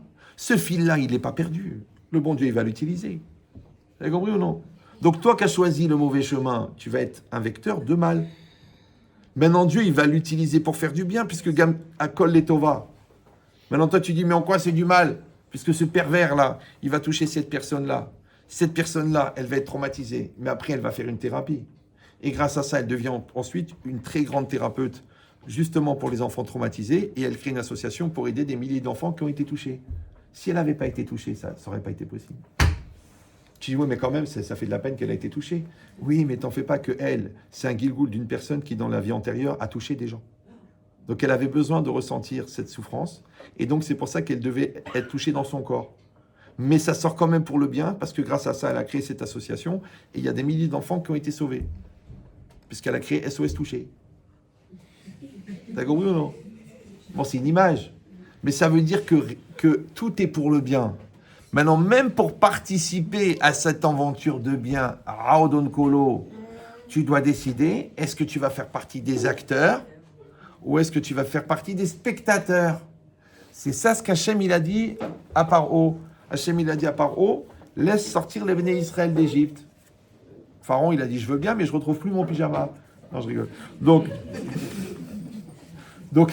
Pharaon il a dit non. Vous savez, quand ils ont la tête dure, il n'y a pas, non.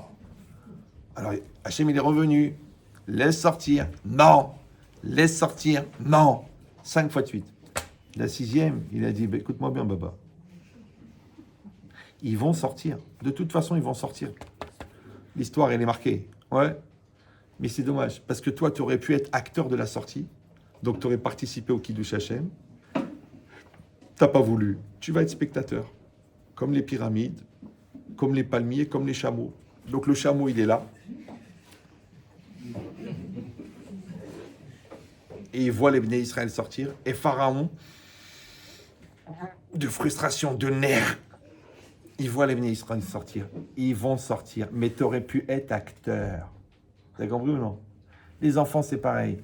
Toi, tu rêves de quelque chose. Tu veux qu'il soit comme ça. Tu veux qu'il fasse ça. Tu veux qu'il fasse ce que tu n'as jamais fait. Tu veux qu'il fasse honneur à ton nom, à ta famille.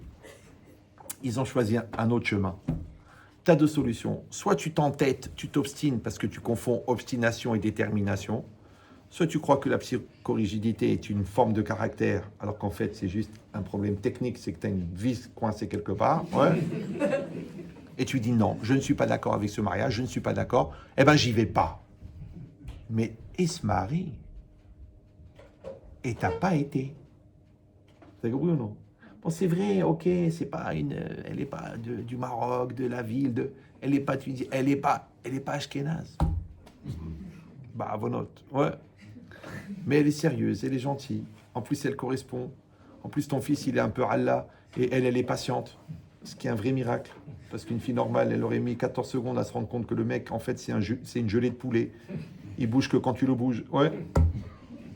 Elle l'a accepté comme il est, elle l'aime, elle va l'accompagner. Si Dieu veut, ils vont faire un couple extraordinaire. Mais toi, tu as ton idée.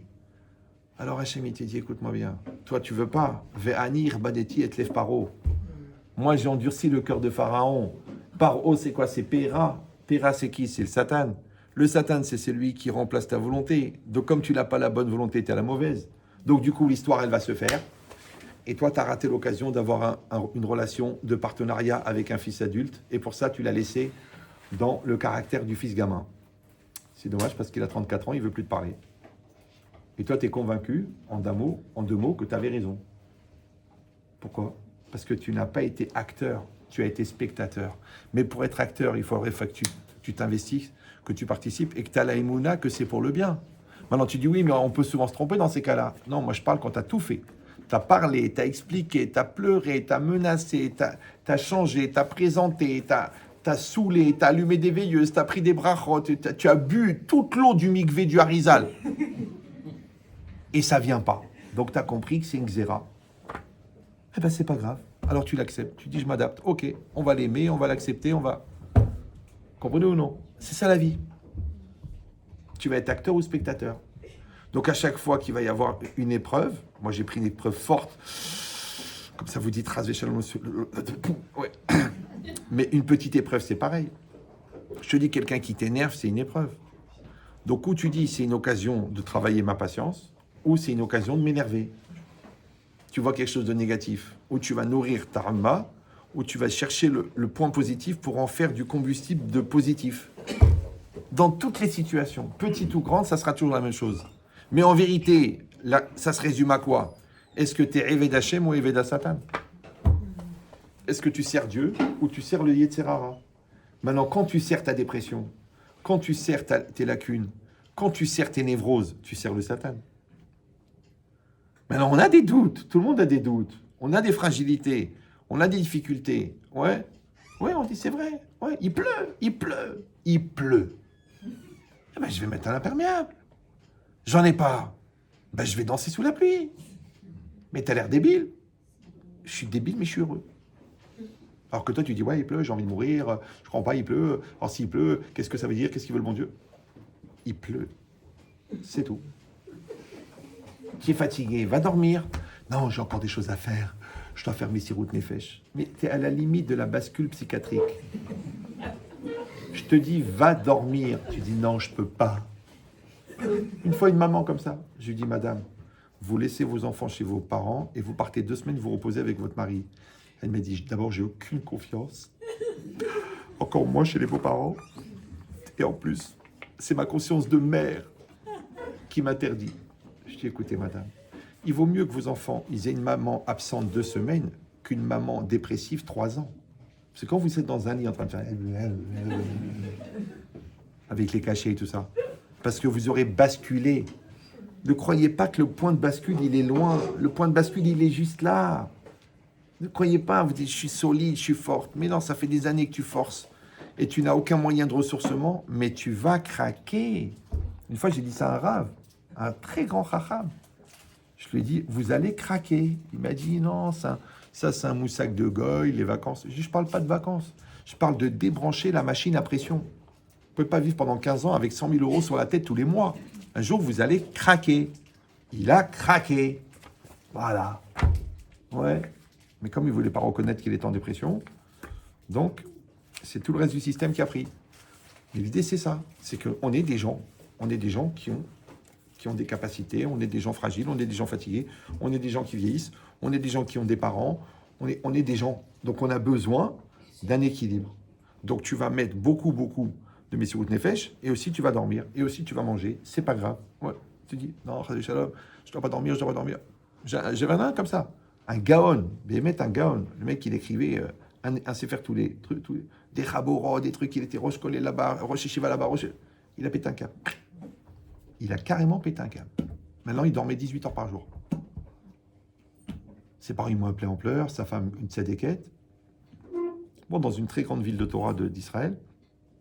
Et doucement, je lui ai envoyé un petit programme que moi, je donne à des gens, normalement, qui sont très éloignés. Donc, j'avais honte. Le mec, il connaissait plus de Torah que moi. Mais il n'avait pas fait ce travail de construction personnelle. Donc, un homme, c'est un arbre. Ça, c'est le tronc, ça, c'est les branches. Quand vous augmentez les branches sans augmenter la taille du tronc, le tronc, il casse. Donc, j'ai dit, bon, les branches qu'on peut renoncer, on renonce. Bon, peut-être tu vas plus être Rosh Kolel et Rosh Raboura. Tu continues à étudier parce que tu aimes la Torah comme un fou. Mais on va renforcer le moi. Et c'est ce qu'on a fait. Et bon, Hachem, maintenant, il va bien. Mais ça, c'est une atzala d'un Talmid Chacham. Et ça, c'est de sauver un petit jeune de la drogue ou de sauver une jeune fille d'aller faire des bêtises avec son corps pour payer la tendresse qu'elle devrait recevoir gratuitement. Elle veut la payer en nature. C'est ça la vie. Toute la vie. Donc des gens, ils vont venir chez toi, quel que soit ton niveau. Que ce soit des problèmes pour toi, que ce soit des problèmes pour l'autre. Le bon Dieu va dire alors, Mata Omer. C'est comme si tu es assis à côté d'un Dayan, il y a une Sheila qui vient. Alors le Dayan, il dit alors, Mata Omer. Mais en vérité, le Dayan, c'est Dieu. Et toi, tu es devant la Sheila et on vient chez toi. Alors tu peux dire, non, franchement, je ne suis pas concerné. Moi, ma femme, qu'Hachem la garde en bonne santé et qu'elle ne soit jamais veuve, c'est de l'humour tunisien, vous ne pouvez pas comprendre.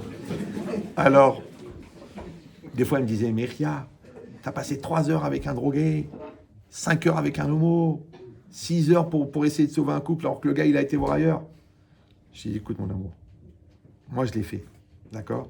Ça, c'est mon shirbou de Mitzrayim. Le bon Dieu m'a envoyé ça. J'aurais pu être à l'usine en train de visser des écrous. J'ai fait ça. Maintenant, je sais que ce que j'ai fait, je l'ai fait B'Mesirut Nefesh. Et comme je l'ai fait avec eux, je le ferai jamais avec mes enfants. Donc, jamais je vais parler avec mon fils d'homo. Pourquoi? Parce que l'arma de l'homo, je l'ai traité avec l'autre. Vous avez compris ou non? L'arma du Shalom Baïd, je l'ai payé avec l'autre. Vous comprenez? C'est une chorma. Comme les Lévim, ils n'ont pas eu l'esclavage parce qu'ils ont payé en Torah. C'est-à-dire que le bon Dieu a préparé la facilité de paiement. Avant Darty, il a créé la carte Boum Boum. Tu peux payer différemment. Alors paye. Les imbéciles, c'est ceux qui pensent qu'ils ne sont pas obligés de payer.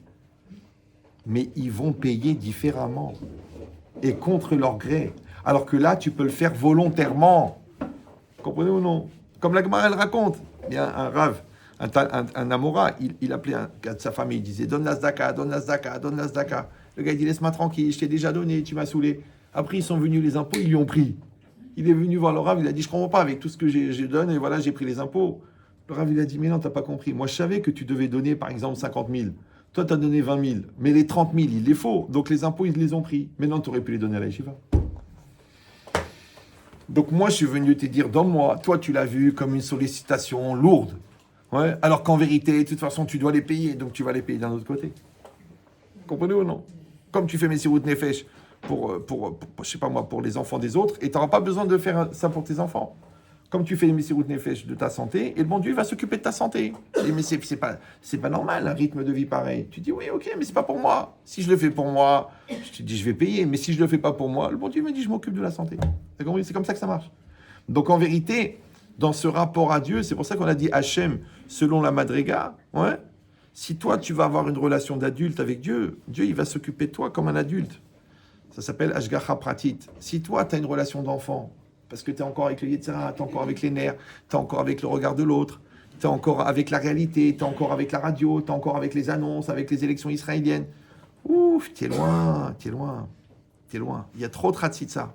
Donc le bon Dieu, il ne peut pas avoir un rapport avec toi direct, il est obligé de faire un rapport indirect. Rapport indirect, c'est quoi? Ashgacha Klalit. Intervention générale.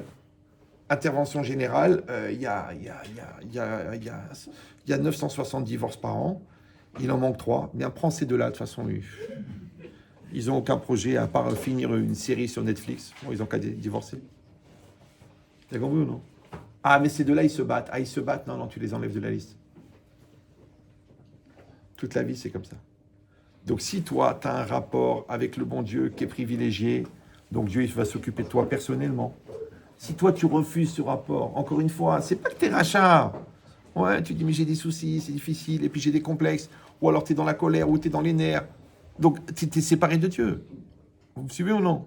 Cette séparation de Dieu fait que Dieu ne peut pas s'occuper de toi, puisque toi, tu as refusé le contact. Donc, tu rentres dans la généralité. Et les généralités, c'est la conjoncture, c'est les statistiques. Et les statistiques, ils ne sont pas très bons. Donc tu es revenu dans le Dieu voyant. Le Dieu voyant, c'est la nature. C'est la conjoncture. J'ai un copain à moi, il avait une belle société de bourse. 2 ans avant 2008, quand il y a eu la crise, il a été voir Rabbi David de Nahariya, qu'Hachem le garde en bonne santé, on a besoin des tzadikim. Il lui a dit, écoutez Rav, je suis un spécialiste de la bourse et il y a des trucs vraiment qui se passent en ce moment, on a très peur. Et Rabbi David, comme ça, il lui a dit, dans 2 ans, il va y avoir une crise énorme qui va jeter par terre des pays entiers. Il a dit, mais si toi, Behemet, t'es Taloui Bachem, n'aie pas peur. Maintenant, lui, il est Nia, le gars. Il est Nia. Il a dit, ok, le Rav, il a dit, le Rav, il a dit. Donc, il a continué à faire son travail, il a continué son limoud, il a continué à subvenir au Avrechim tous les mois. La même chose. Après, il y a eu la tempête, Morgan, ils ont fermé, la bourse, elle est tombée, le truc, les gouvernements, ils ont khalala, il y a eu la crise des apparts. Et lui, il a traversé la crise zéro. Tellement qu'il a bien passé. Pourquoi? Parce qu'il a dit, la conjoncture, elle est mauvaise. Mais si toi, tu as une relation privilégiée avec Dieu, tu n'es pas dans la conjoncture. Vous me suivez ou non? Tu n'es pas dans le général, puisque tu es dans le particulier. Ça va? Des très très grands, après que la crise elle est passée, les grandes sociétés de bourse, elles ont fait des recherches pour savoir qui c'est qui avait traversé. Ils sont venus chez lui, qui était numéro 1274. Il est passé numéro 4. Ils lui ont dit, monsieur, on vous rachète. On veut savoir comment vous avez fait pour passer. Il ne peut pas leur dire que c'est un conseil de Rabbi David et une ashgacha pratique que d'Eimouna. Donc c'est pareil. Ouais, la société aujourd'hui, elle est cinglée. Elle fabrique des fous. Ouais. Et sachez que ce qui arrive à 100% chez les pathos, ça arrive à 50% chez les traditionalistes et au moins à 20% chez les religieux. Donc la folie, elle rentre, elle traverse. Comment on va faire pour traverser? Tu étudies ta Torah, tu es respectueux, tu aimes ta femme et personne d'autre. Tu fais tes mitzvot à 100%, tu améliores tes mitzvot, tu améliores ta avoda et tu gardes Hachem devant toi, Hachem devant toi, Hachem devant toi. Et la tempête, elle passe, elle passe, elle passe, et toi, tu fais les bar mitzvot, les mariages, Baruch Hachem, les maisons, ce que tu as besoin et tout. Et après, tu arrives à la fin, tu te retournes, tu dis, wow, il y en a eu des tsunamis, mais bon, tu n'étais pas sur la photo. Ou alors tu t'arrêtes et tu dis, ah, mais c'est dur, Shiva Ktana, il a refusé. Après, tu dis, bon, le petit, il a envie de fumer. Après, ma fille, elle met des jupes un peu courtes. Tu t'arrêtes sur chaque détail.